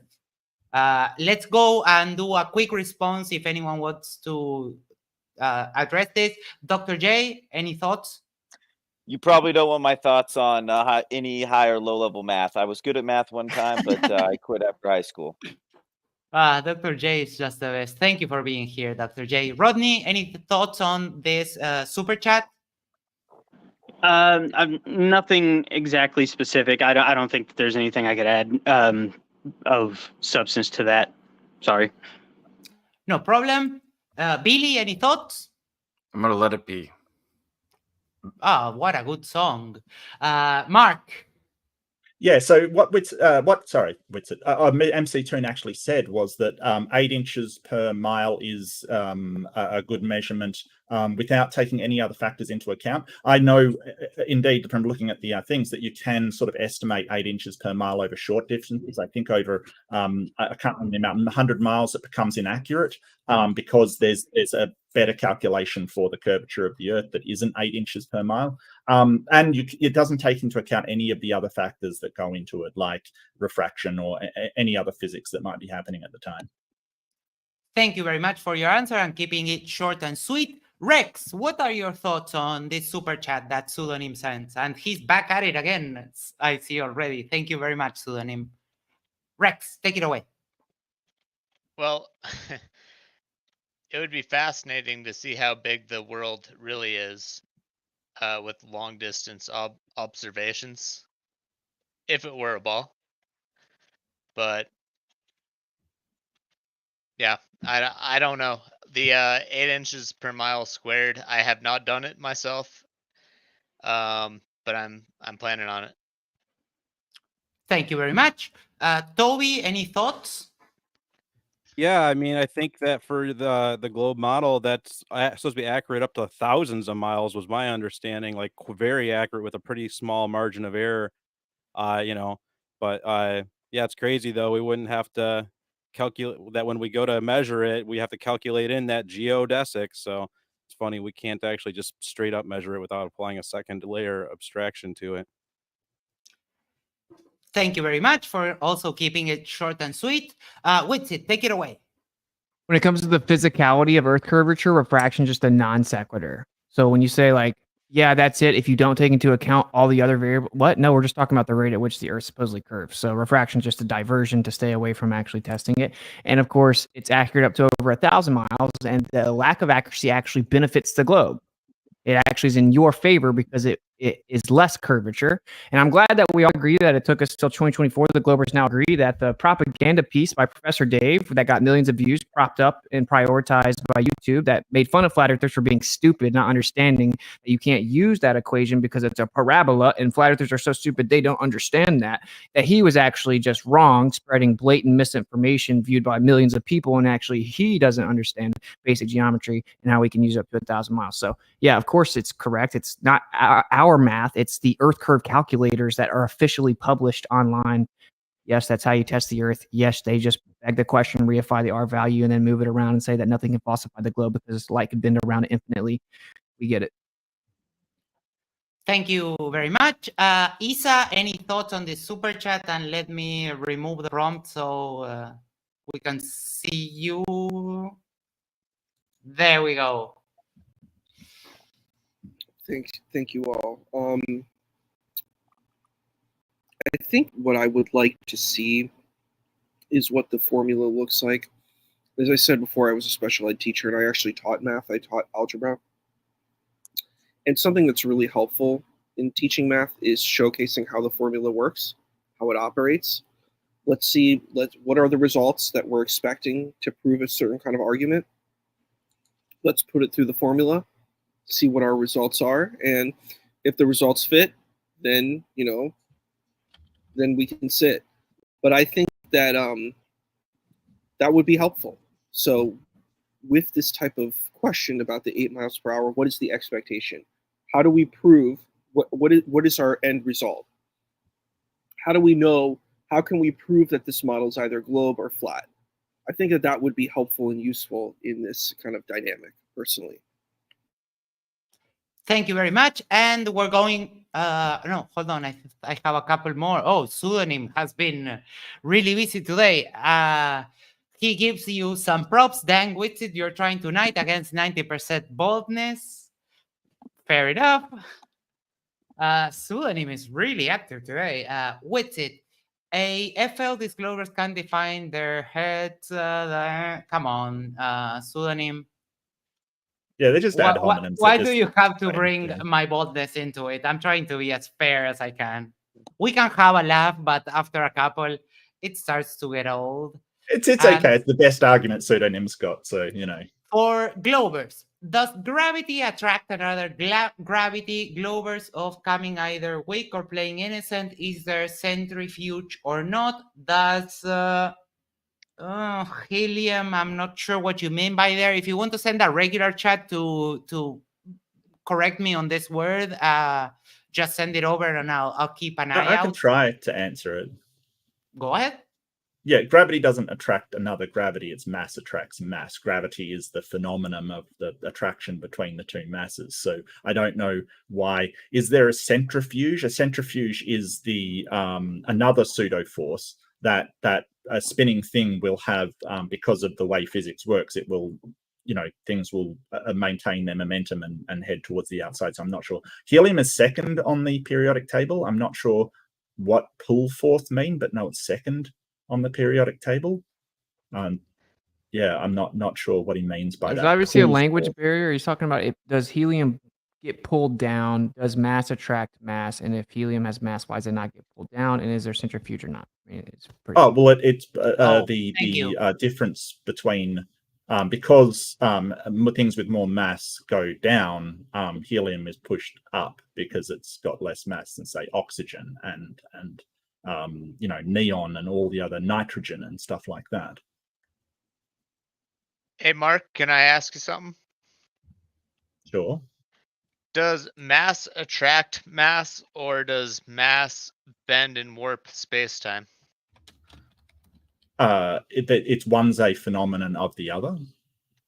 So there's no reason why that's mutually exclusive. Okay. If one is the effect of the other. Do you think that you guys can answer the question that MC Toon kept talking about that? Oh, by the way, just to correct that, my definition of ad hominem was just objectively correct. I didn't leave anything out of the definition. Well, It's I attacking- think we had an order of speaking, and I had stuff to address. So I thought we Max, had do you just wanna- gone through the. No, So this. I have one more question, and then I had Toby and then Mark. If you want, I can have you over next. All right. And I would like, I am the one, someone posted this question in the chat, and I am extremely curious because this is the first time I've even heard this term. And Whodunit asks, what is helioseismology? And I am asking this too because I honestly have never heard this word ever in my life. So it's helioseismology. Yeah, helioseismology. Sorry if I mispronounced. Yeah, helioseismology. Yeah, it's related to the perturbations and the system of the sun, the way that sort of things move, like the what are they, solar flares and things like that. Basically, just the topology of the sun and how it moves, basically, is what it's referring to. No, it's not about solar flares or the topology of the sun. It's about the interior movement, basically like the sun's version of earthquakes, and how the actual perturbations from the interior of the sun do not match the model. That's what it's about. Well, it's not matching the model. It's how it does match the model. It doesn't match the model. Have you researched it? Tell me how it matches. You have no idea. You've never researched it at all. Oh, wait. You just claimed it matched. So tell me about it. Yeah, so it basically, they've done a internal structure showing that it does have internal rotation, showing that it does have rotation. It matches perfectly with what they expected. Show me that it doesn't. Okay, and I want to point out to the audience, you see how they do this so smooth. First, he didn't even know what it was. He said it was topology, which is the outside of the sun, and solar flare activity. And now he knows it matches. I did say perturbations. You said on topology and solar flares. And then when actually corrected on the definition, he immediately became an expert, knows that it perfectly matches the model, and then knows that it's because they've mapped out the interior portion of the sun. He made that up. Actually, the distribution of this, it's based on spectral emissions, and how when you have to account for the interior perturbations of the sun and the alterations within the spectral emissions that they would cause, they do not match the current model. And they've had to actually change the elemental composition of the sun. Now, I can already skip ahead. Here's what you guys will say. You'll just go Google it and you'll be like, oh, it's only like 2%. They didn't have to change the elemental composition that much yet, but they also say that this is a new field and that they're still trying to sift through the data. But what they've had to do is actually update and change the claimed element composition of the sun because of the helioseismology data. So no, it absolutely doesn't match, or you probably wouldn't have to change the entire model of the sun. Yeah, where's your model of the sun? You gave papers. Can you cite them, please? Are they peer-reviewed papers that are actually accepted in science, or are they just sort of debunked papers that no one believes anyway? Because you're sort of talking a red about herring electrical model. Excuse me, I'm talking now, Whitsett. Don't interrupt me. You're getting so because exposed. You basically, excuse me, you've ad hommed and you've attacked people all frigging night. Now you're interrupting, which I let you do your spiel of, oh, they're doing this, they're doing that, constantly, and then you interrupt me when I try and talk. So you've proposed a system, the electrical model, and it's okay if you go, well, I don't know if that's the case, which is just a dodge to say, hey, if anyone disproves it, I can say, well, I never believed that kind of thing. Yeah, we update our model. Well, that's the hallmark of science. And you're saying, hey, it doesn't match, but you refuse to give your own model to show a better one because basically you refer to these papers, put the citations in chat, lead with your citations and say, hey, here is where it is. Please do. I'm all ears. But you won't, because these kind of papers are from people that have been debunked. And I've got a whole load of points that I tried to get to, but instead you've got to use any opportunity to attack your opposition, to say, hey, they don't know what they're talking about. They're making stuff up. Max, is this what we're doing? He just filibustering. Excuse me, I'm talking, Whitsett. If I don't get to respond after this, then I'm leaving. Yes, you can. Bye-bye, Whitsett. Yeah, I want to address something. Whitsett said he's going to make a bunch of other points about me because this is bullshit. This is stupid. If this is stupid, then go away, Whitsett. Yeah, I think you're stupid. Yes. Okay, everyone, let's do me a favor. Exactly. Let's breathe. Let's take a deep breath and lower the energies just a tad. you can respond. Toby, I do apologize. I'm bumping you so Witsit can respond, but I'll let you speak right after. I know I'm owing you a turn to speak, and I apologize for that. Mark, you can finish your point, Witsit, and then Toby. And please, let's try not to bump Toby again. He's been patiently waiting to speak, and I thank you for that, Toby. Finish up your point, Mark, Yeah, and then and we'll so I let just want to Witsit point respond. out that that is the person doing attacks. Witsit is the one that's saying all this kind of stuff and that insulting people left, right, and center. He just wants to sort of hide behind, well, I'm telling the truth about people. None of this happens when you get into a reasonable conversation with people, and sort of it always happens with Witsit from multiple different people, like MC Toon, who is perfectly pleasant and cordial when he's with something unpleasant and cordial. This is the problem. And sort of, so when I say, hey, these scientific papers say that it matches the model, Witsit just says, no, they don't. And they've changed their scientific model. Yeah, we update things among time. That's not a deficit. But if you think you have a better model, put a paper out on it, Witsit, submit it to peer review. Because the people that are doing this with the electric model, generally, they're not getting good results. And that's not fitting what we see from the sun. And I've got questions about sort of, different types of radiation from the sun and how you explain it, where the power comes from. But I'll save that for my thing if you're bumping somebody else. Yes, Witsit, you can respond, and then we're going to hand it over to Toby. Yeah. Okay. So let's just recap what happened. And if he hadn't got stopped, he was going to scatter on a bunch of other points to avoid this. But what clearly happened was you didn't know anything about helioseismology. You still do not. And then you tried to pretend that you did. You threw out some made up definition about solar flares and topology. I then corrected you and said, no, it's actually about the interior portions of the sun and basically like its version of earthquakes and perturbations from the interior, the exact opposite of what you said. You then acted like you were an expert on it after not even knowing what it was and claimed that the interior mapping matched exactly what the model was. I said, no, it doesn't match the model, actually. You said, yes, it does. I said, okay, then explain to me how it matches because I know you don't know what you're talking about. You didn't even just now know what it was. Then you said, tell me how it's not wrong. And you made up some claim about how it matched and had no idea what you were talking about. Then I corrected you and said, no, actually, it didn't match. And that's why we've already had to begin changing the elemental composition because it actually affects the spectral emission, the spectral line interpretation of the sun. And they've already had to change it. They admit they're still working on it. They're not, it's a new field, and that they're afraid they're going to have to keep changing it. You didn't know any of that. And then when I pointed all that out to you, after you clearly didn't even know the definition, just clearly fraudulently tried to pretend that you were an expert on it 3 times, got exposed.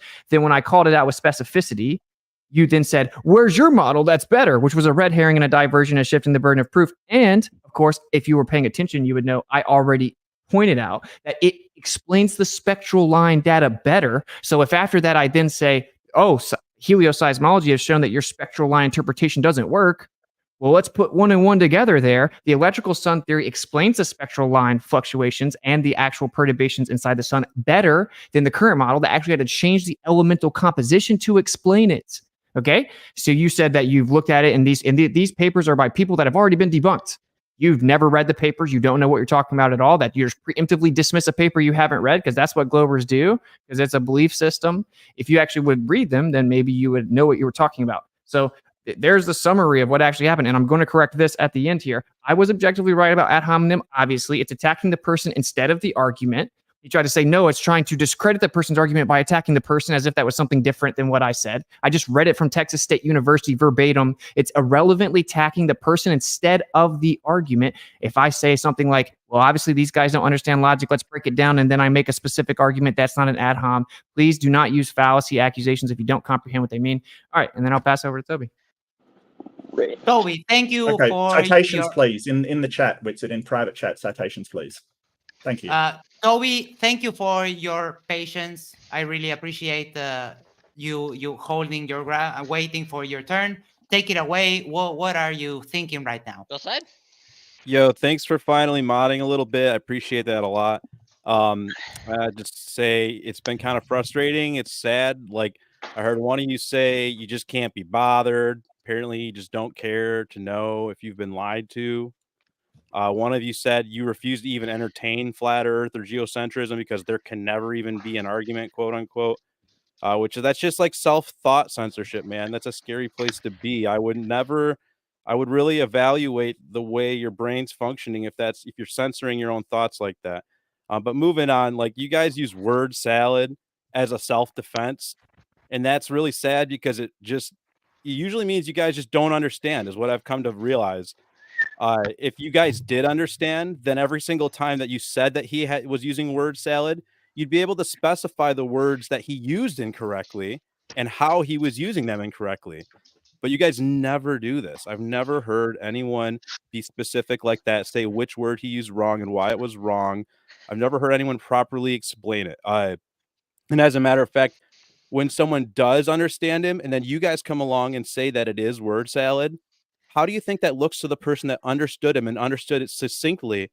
And then you have a glober come along and say that you should rethink using that tactic, because when you do that, the people that are listening that did understand it, because he actually just uses concise words that are describing scientific phenomena, which, what do you know, is not always so free of nuance. You actually have to get into the details with these things sometimes. So when you guys do the word salad thing, it makes it seem like to the person listening, like, oh, it kind of exposes you, honestly. I don't know how else to put it. But that's pretty much it. I heard some assertions about what's going on in the center of the sun. And then you guys throw out some theories about the sun, right? You throw out these theories and you say, disprove these. But like, the theories are put forth as theories. So how am I supposed to refute a blatant theory? Like, I don't refute the fact that the sun could be, doing some kind of nuclear fusion or something. Could it be doing that? Maybe that's possible, but I'm not making that assertion. And my whole point is that I can't go, you guys act like we should somehow it's a dishonest tactic as well to pretend like we should somehow have measurements of distances to a sun that appears to be in an apparent position. So, like, to try and act like somehow we have the same scientific apparatus that you have, and that we would have some kind of a framework that we pull from that's all cohesive, and that we all work with a uniform brain. Like, we actually have the exact opposite of that. We actually all think for ourselves, and we're all trying to piece things together, and we're not the ones making assertions. We're just trying to figure things out. And you don't have to care. That's fine if you don't want to care. But that's our honest perspective. That's Okay, pretty much all. I see Rodney with his hand up. It was my turn after that. Yes, sorry. Yes, Yeah, I promised Toby. you. So Okay, then Rodney so can what's talk. an ad hominem attack is a personal attack where you try to undermine somebody's credibility by using something about themselves that you say is true. So when an ad hominem is things like, you don't understand logic, that's an ad hominem to start off. You're essentially poisoning the well to sort of say, don't trust this person. The other one that was used was, you don't even understand your own model, kind of thing. This is an ad hominem. It's not actually an argument. All it is trying to point something out about a person and poison the well. It is an ad hominem attack, but he's really trying to frame it like the person doesn't know what they're talking about. And he went on to make ad hominems, called me stupid. This is what Whitsitt does, while saying at the same time it's what the opposition does. Now, Texas State, we weren't avoiding the argument at all. You went into spectral emissions, and the electrical source is frequency manipulations of the field. Can you tell me what is actually manipulating the electrical field? I would like to know if electrical universe is true, what is producing the ionizing radiation as opposed to the non-ionizing radiation? Because the ionizing radiation is not produced by electrical fields. So what is actually producing them in the electric universe? If you could provide us the criteria for that. The articles that you produced, or supposed articles that you produced, are not, in fact, two of them aren't in fact articles. Two of them are New Scientist, which is a media, like a scientific reporting newspaper. It's not actually a scientific article that's been peer reviewed at all in any way, shape, or form. There is and just because you have an article to Progress in Global Helioseismology, it doesn't unless that paper actually says that the electric universe is true, then you've got absolutely nothing. All you've pointed out is a problem with the current model. You haven't pointed out any kind of support for your own. But, I'll go through these articles. That's not a problem. But I don't think they're going to say what you're claiming they say. And I can share them around with a few physicists who can also investigate them as well and come to that conclusion. So, I'm willing to read them and look them over, but unless they actually support an electric universe, you have literally squat. Here's another ad hominem. I don't understand how any of you are not understanding this. You're making the ad hominem that we're not understanding what it is that you're saying, and that you're trying to basically discolor that person's character into being, oh, they're not smart enough to know what I'm saying. It's very evident what you're doing, Whitsett. All of these are attacks, personal attacks. It's just you believe for some reason you don't make them and accuse everybody else in the universe of making them when they're against you. That's what you're doing right now. It's a way to cope. Another ad hominem. You're actually using somebody's, sort of reception of your argument as reason why your argument is true. I don't think you understand what an ad hominem is. I don't think you understand what poisoning the well is. I don't think you understand any of these logical issues. I could be wrong. Please demonstrate that you're wrong by not misrepresenting what the logical fallacies actually are.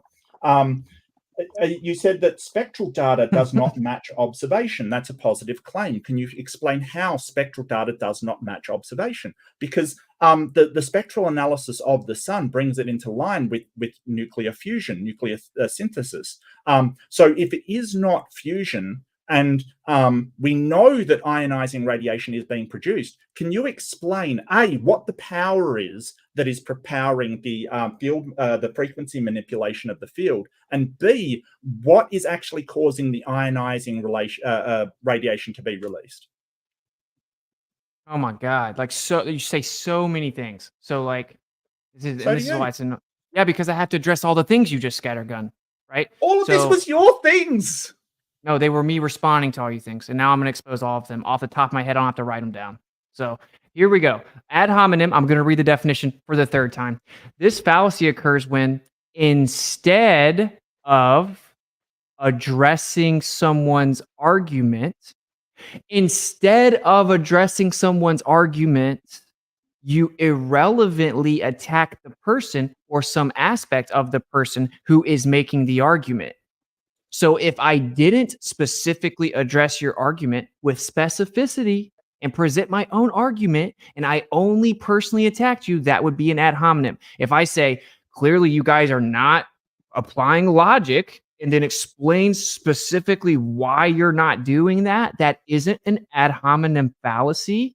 And when I point out that you guys misrepresent what I actually do and say, in my opinion, this is just you guys coping, and here's how it's a misrepresentation, that's not an ad hominem.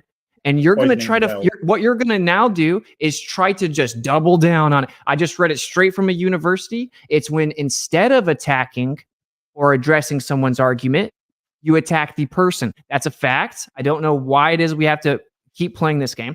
So then you asked for articles. I just went and got the first claim I made, or articles that support it. I didn't drop the Scientific American because that specifically requires you have to have an account, right? So I just dropped a couple sci-fi or pop sci articles that have different papers linked inside them. Okay, but anyway, I also dropped another article, and there are many more. I'll go get them in a second. I'm looking them up right now.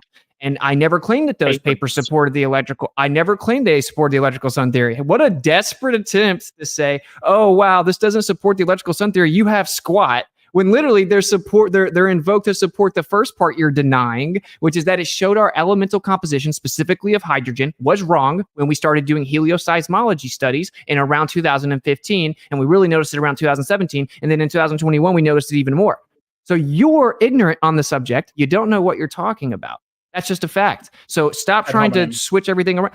No, you are objectively ignorant on the subject. You didn't know how to define helioseismology. You defined it wrong in front of everyone, then tried to pretend you knew what it was. Then I corrected you, and then I dropped the papers. You tried to pretend that I'm saying this supports electrical sun theory. I'm not. I cited the authors that wrote papers about that. I'll drop them all in there, right? So there's all the stuff you listed off the top of my head, and this is not the best way to have conversation, because what happens is people have to talk so long. Rodney's really triggered. I'm talking long, I guess, but you just talk forever and you say 50 things about me, so I have to respond to it all. But it would be better to have cordial, respectful, concise conversations where people make points back and forth. Everyone can interact. But no, we have to go on 3-minute monologues about what's wrong with Austin. Then he has to defend himself with specificity. So I just called out all your tactics. Right? I dropped those papers about the very claim that you challenged, The separate claim would be electric sun theory, which I said I'm not definitively claiming, but I think is more viable, is my opinion. And I'll drop the papers about that. So you were wrong. You're literally trying to use sophistry, which is the use of fallacious arguments to deceive the audience and claim like, oh, Austin's sending articles that are irrelevant to what he's supposed to be supporting. Ha ha ha. But that's not what's happening. That's dishonest. It's the use of fallacious arguments. It's a straw man. It's a misrepresentation to make me look like I'm discredited. So it's whatever. I just exposed it. You didn't know about it. It's okay. We don't know everything. It's okay to be like, I don't know that much about helioseismology. Oh, okay. So yeah, we had to update the models. It didn't match. They're saying a lot of the helioseismology data doesn't match, and it's because of the spectral emissions. We had to change the elemental composition by roughly 2% when it comes to hydrogen. That's a lot, dude. If you knew anything about the history of the spectral interpretation of the sun, changing the elemental composition by 2% is a lot. It's a ton, actually. Okay, I mean that's why everyone wrote articles about it. So anyway, there you go. And I'm going to end it by reading the ad hominem fallacy definition again, because I know you're about to just try to twist it again, which shows that you're bad faith. The fallacy occurs when, instead of addressing someone's argument or position, you irrelevantly attack the person or some aspect of the person who's making the argument. So if I personally attack you and I don't address your argument and I don't rebut your argument, that's an ad hominem. You can make an argument and point out your qualifier or your recap of it. I think you're misapplying logic. You don't seem to understand logic because of da-da-da-da-da. That's not an ad hominem. That's a fact. And you being in denial is just showing that you're a sophist. Okay, quickly, can we Right, share Mark, my yes. screen? Just quickly, I want to share my screen. Just I'm going quickly. to give Mark a turn because this was addressed directly to him, and I'm going to enable your share. Okay, right there. so this is logically fallacious, which Austin would know if it go to actual a study on logic rather than a dictionary, which dictionaries are not prescriptive. They're descriptive of how the people use the term. Poisoning the well, which I mentioned poisoning the well. You just seem to skip over it because you don't seem to understand what different types of logical fallacies there are. This poisoning the well is to commit a preemptive form of an ad hominem attack against an opponent. Thus, it is to prime the audience with adverse information about the opponent from the start in an attempt to make your claim more acceptable or discount the credibility of your opponent's claim. So yes, they were ad hominem attacks. As a subset, they were poisoning the well, which is a form of ad hominem attack. And you would know this if you knew literally anything about logic and actually used logical fallacies correctly. As I pointed out, it is an ad hominem attack. It is poisoning the well, but you didn't seem to hear that. And I have to actually bring this up on the screen to show you basic logic that if you say, hey, what was it? Hang on, I'll get your exact words because I don't want to misrepresent you here. You don't understand logic and this reason. That is poisoning the well. It is priming people to go, don't believe these personal attack. Then I'm going to go on to make an argument. It is called poisoning the well, and you do it a ton. So your claim that I do not understand logic has completely been absolutely 100% debunked. Completely debunked. Now, you also misrepresented me because you said, hey, you have squat. So you have two conclusions to this paper. You're claiming there's two conclusions. On one hand, and this is called the Mott and Bailey fallacy, if you want to look it up, Whitsett, and understand what it is that you're actually doing.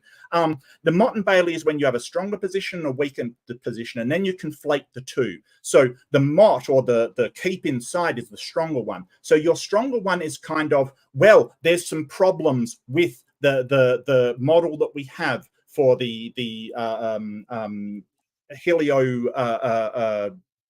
heliocentric model. That's your stronger position.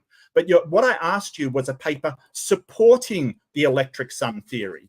So you gave these papers, but the problem is that you're going back to, they say there's problems with the current theory. That is not the same thing as supporting the electric sun theory. You didn't ask for that. So, I did ask for that. No, you did not. That's exactly what I asked for. I asked for a paper supporting your theory of the electric No, you didn't. sun theory. That is what I asked. You asked for me to support the claim about helioseismology, and I'll bet you money on it.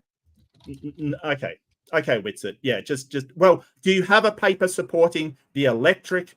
Yes, I'll drop those as well. And poisoning the well is only if the adverse information about the opponent is irrelevant to the argument. You got smoked again. Move on. Max, can we please? Whitsett can't help himself. He's got absolutely You're getting no smoked, self-control bro. whatsoever. Yeah, someone's that's smoking somebody doesn't have to tell everybody he is Witsit. Well, I mean, That's it's pretty obvious. You're right. I don't have to tell anyone. Yeah, just beat your chest. I'm sure everyone's convinced Witsit. Okay, can we move on from this like 5 minutes back and forth? Yes, actually, yeah. So we're Witsit wants to just talk verbatim and then cut people off. Witsit, you're a disgrace to debate, quite frankly. I should cry about ad homs.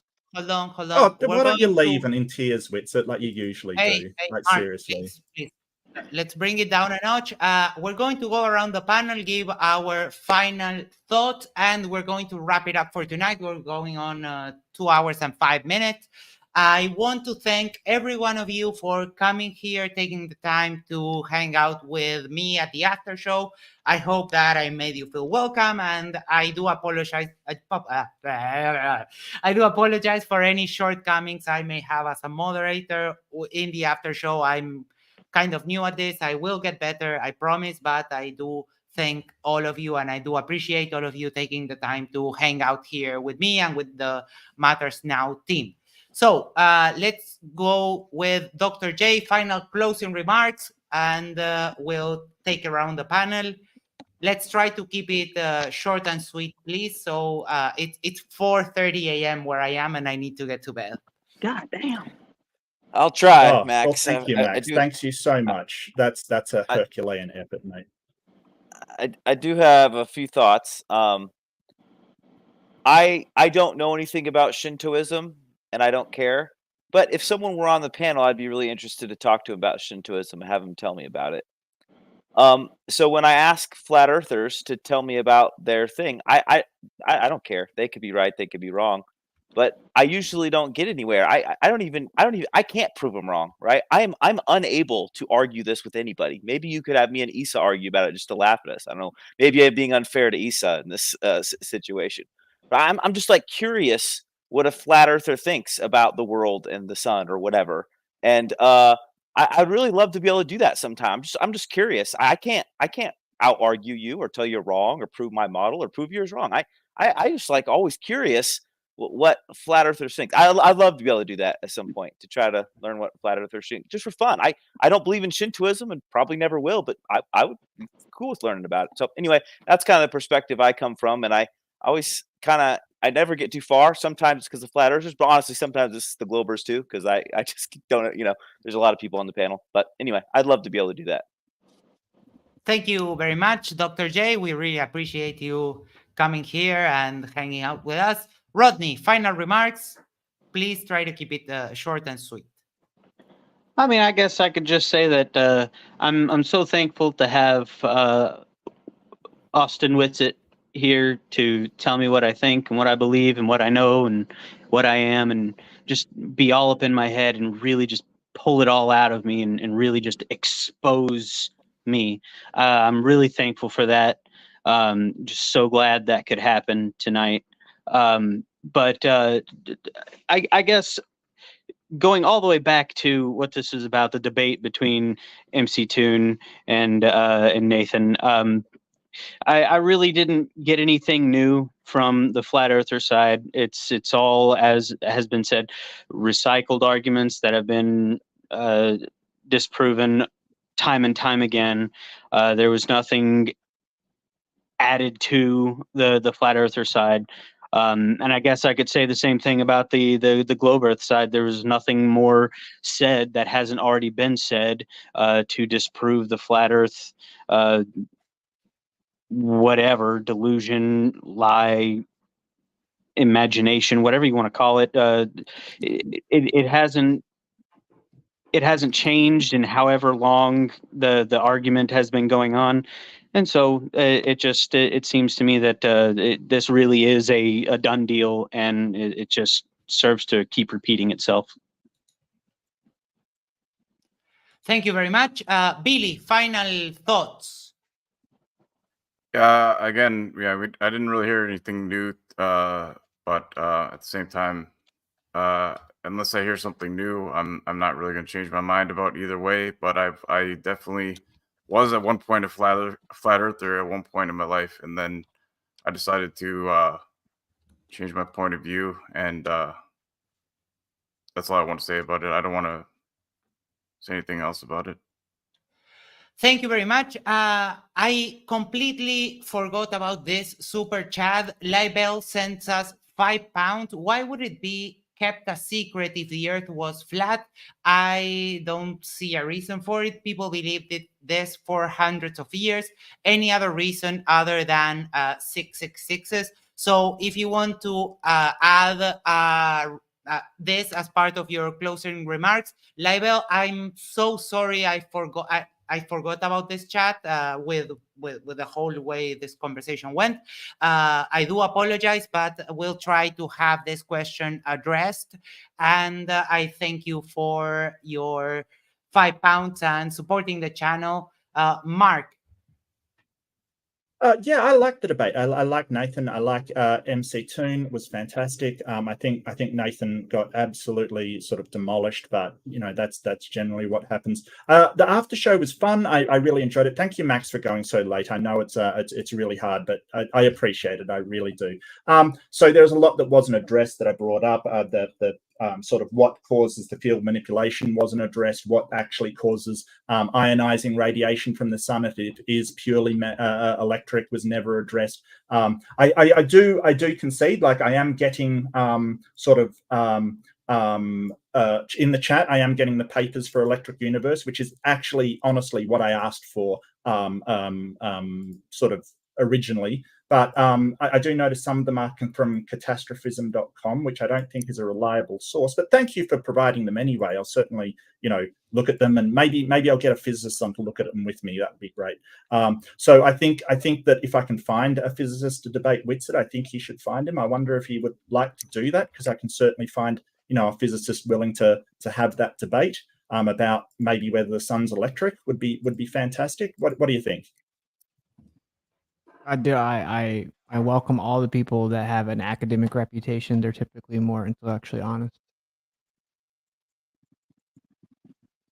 okay, we can try to set it up and help give you a hand in maybe mediating this, so we can try to keep it fair.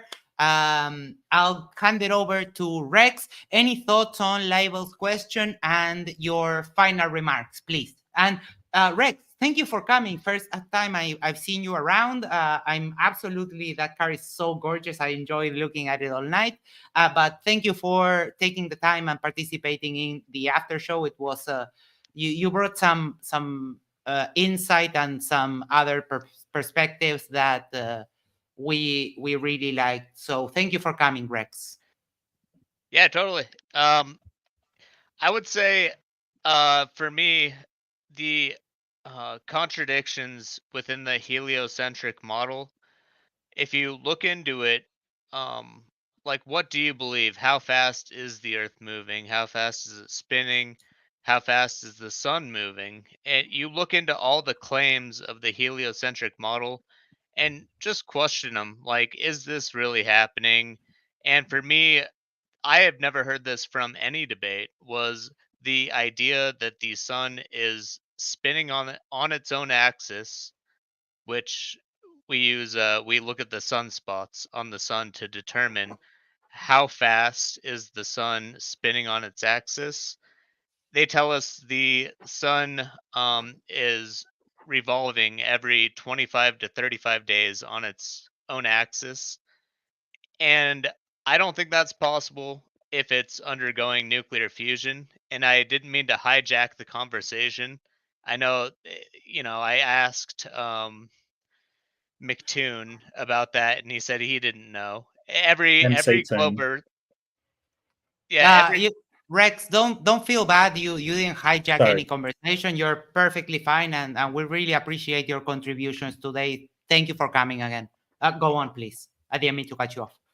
yeah, and like, so I'm on the fence. With I love watching the debates on modern day debate. Uh, I was on the fence when I started finding out they said the sun is spinning on its axis and being sucked in and exploding constantly, so many times every second. Like, how is that possible? And it's like throwing a grenade in outer space with a perfect, like, football spiral, and then it's exploding outward and being sucked inward. Like, there's no way. that it's going to be able to maintain that rotation, and yet so it's a contradiction. And that was one that I found that I had never heard on any debate ever. And and then I looked into Witsit has done a great job with Einstein, and I was always wondering, like, okay, how did Einstein come up with length contraction? How did Einstein come up with time dilation? Like, why did he come up with this? How did he discover it? What proof did he have for it? And then you find out about Michelson-Morley, and it's like, oh, okay, well, it all it's like the puzzle piece that just fit right in. And I don't know what shape the Earth is, but I do know we've been lied to.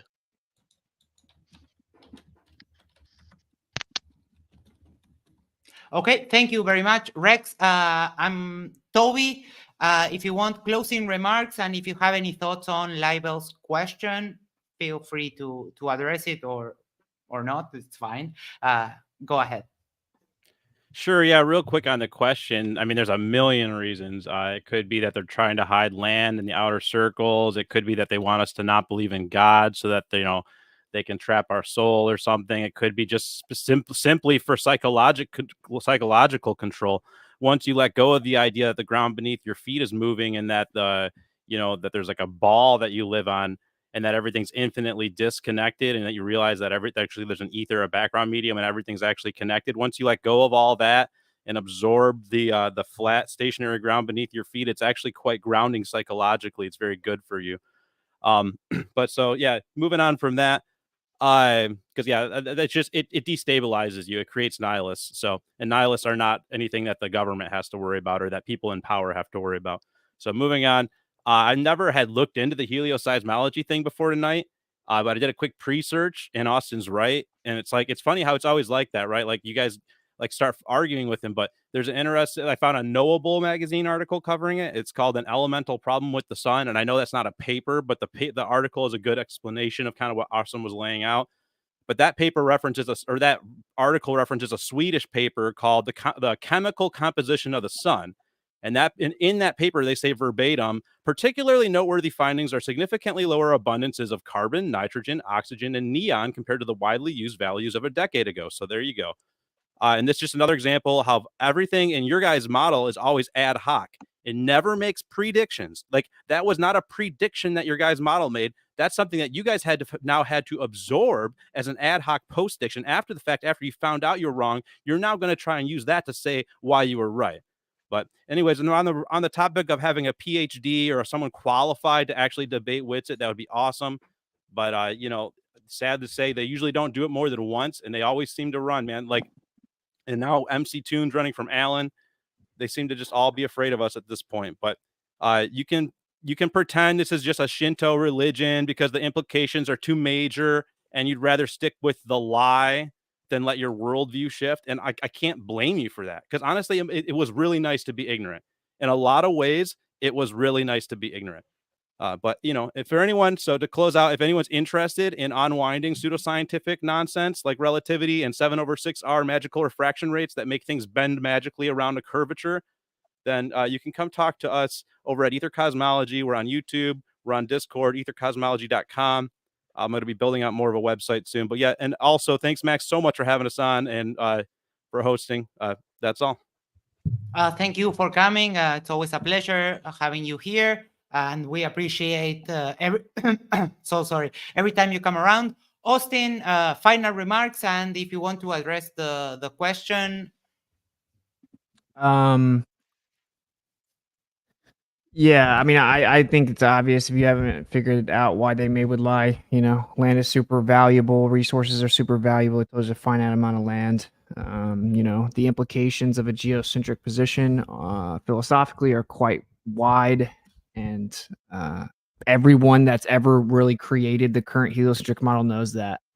I mean, it's common sense. So truth matters, and that should be enough, to be honest. But anyway. I will say, like, when it comes to like what Toby was saying with that paper, like what I don't understand, right? Like this instinctive response to just that claim that I'm making stuff up is really kind of weird. Like imagine me like just randomly sitting in my room, like, you know what? I'm going to make up a story about the elemental composition of the sun being wrong due to helioseismology. you would think that people are smart enough to know I clearly didn't make that up, right? I mean, we had to drastically change the elemental composition. And I will say that we keep on seeing this. What happens is we find these papers that kind of challenge the mainstream, but they're not just abstract random concepts and theories. They're based on actual evidence. And when we try to present them to these globe earthers that they're claiming we're scared of, it's literally the opposite.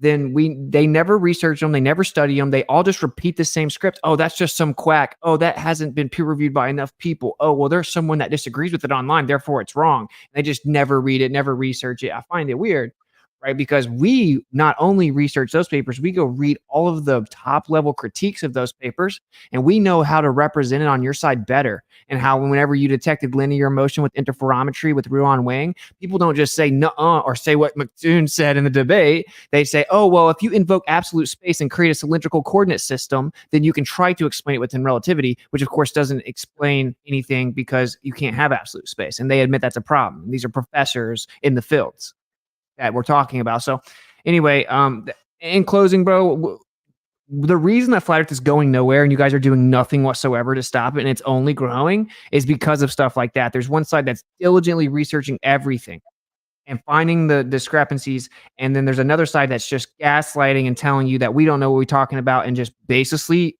lying and handwave dismissing the evidence. So I encourage people just to research it for themselves.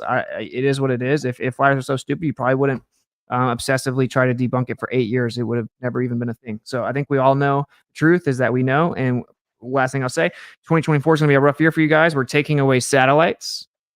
We're taking away celestial navigation. We're taking away claimed Euclidean visual space. And we're taking away the sky. And that's going to be rough for you guys. I mean, there's literally no rebuttal to any of them. Like when you claim that these things don't work on a flat earth, we've proven that they do now objectively. And so you guys are going to spiral pretty hard, but yeah, that's about it. So, and then like Toby said, check them out on Ether Cosmology. That's where we kind of cover a lot of the stuff in depth. If you actually want to learn, if you don't, then just like desperately listen to the people that claim that we're wrong without knowing anything about it, like Mark did with helioseismology, pretending to know about it, and then just ignorance is bliss, I guess they say. Okay, so there's another ad hominem. Thank you, Richard, for showing you have no actual argument. Hold on, Mark. We're almost done. I really need to go to it. It's almost 5 now. With that, what you said sounds very interesting. So I really can't wait because this that would lively up the debate, and I'm really excited. Isa, final remarks, and if you want to address Libel's question, I'll put it up for just a second so you get a chance to look at it, and I'll put it back so I don't cover your face while you're speaking. All right. It was a gauntlet. I would say this whole night was a gauntlet. I would say, okay, to address the question basically is formulating that there's a kind of a conspiracy that's going on.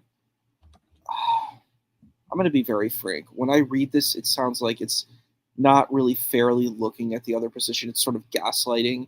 It's kind of gaslighting flat earthers, in my opinion, where it's like, hey, come on, guys, you're like really stupid.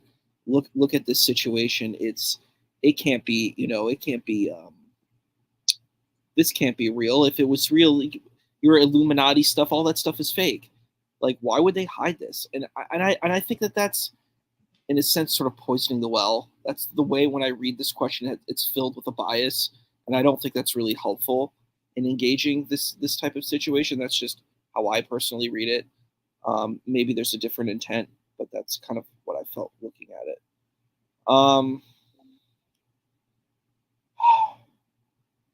The one thing that I think is lacking in these debates, like having been like done AmeriCorps and been a teacher, I think it's super important, and Dr. J and I are like on the same team with this type of situation. You really have to dumb down all these things.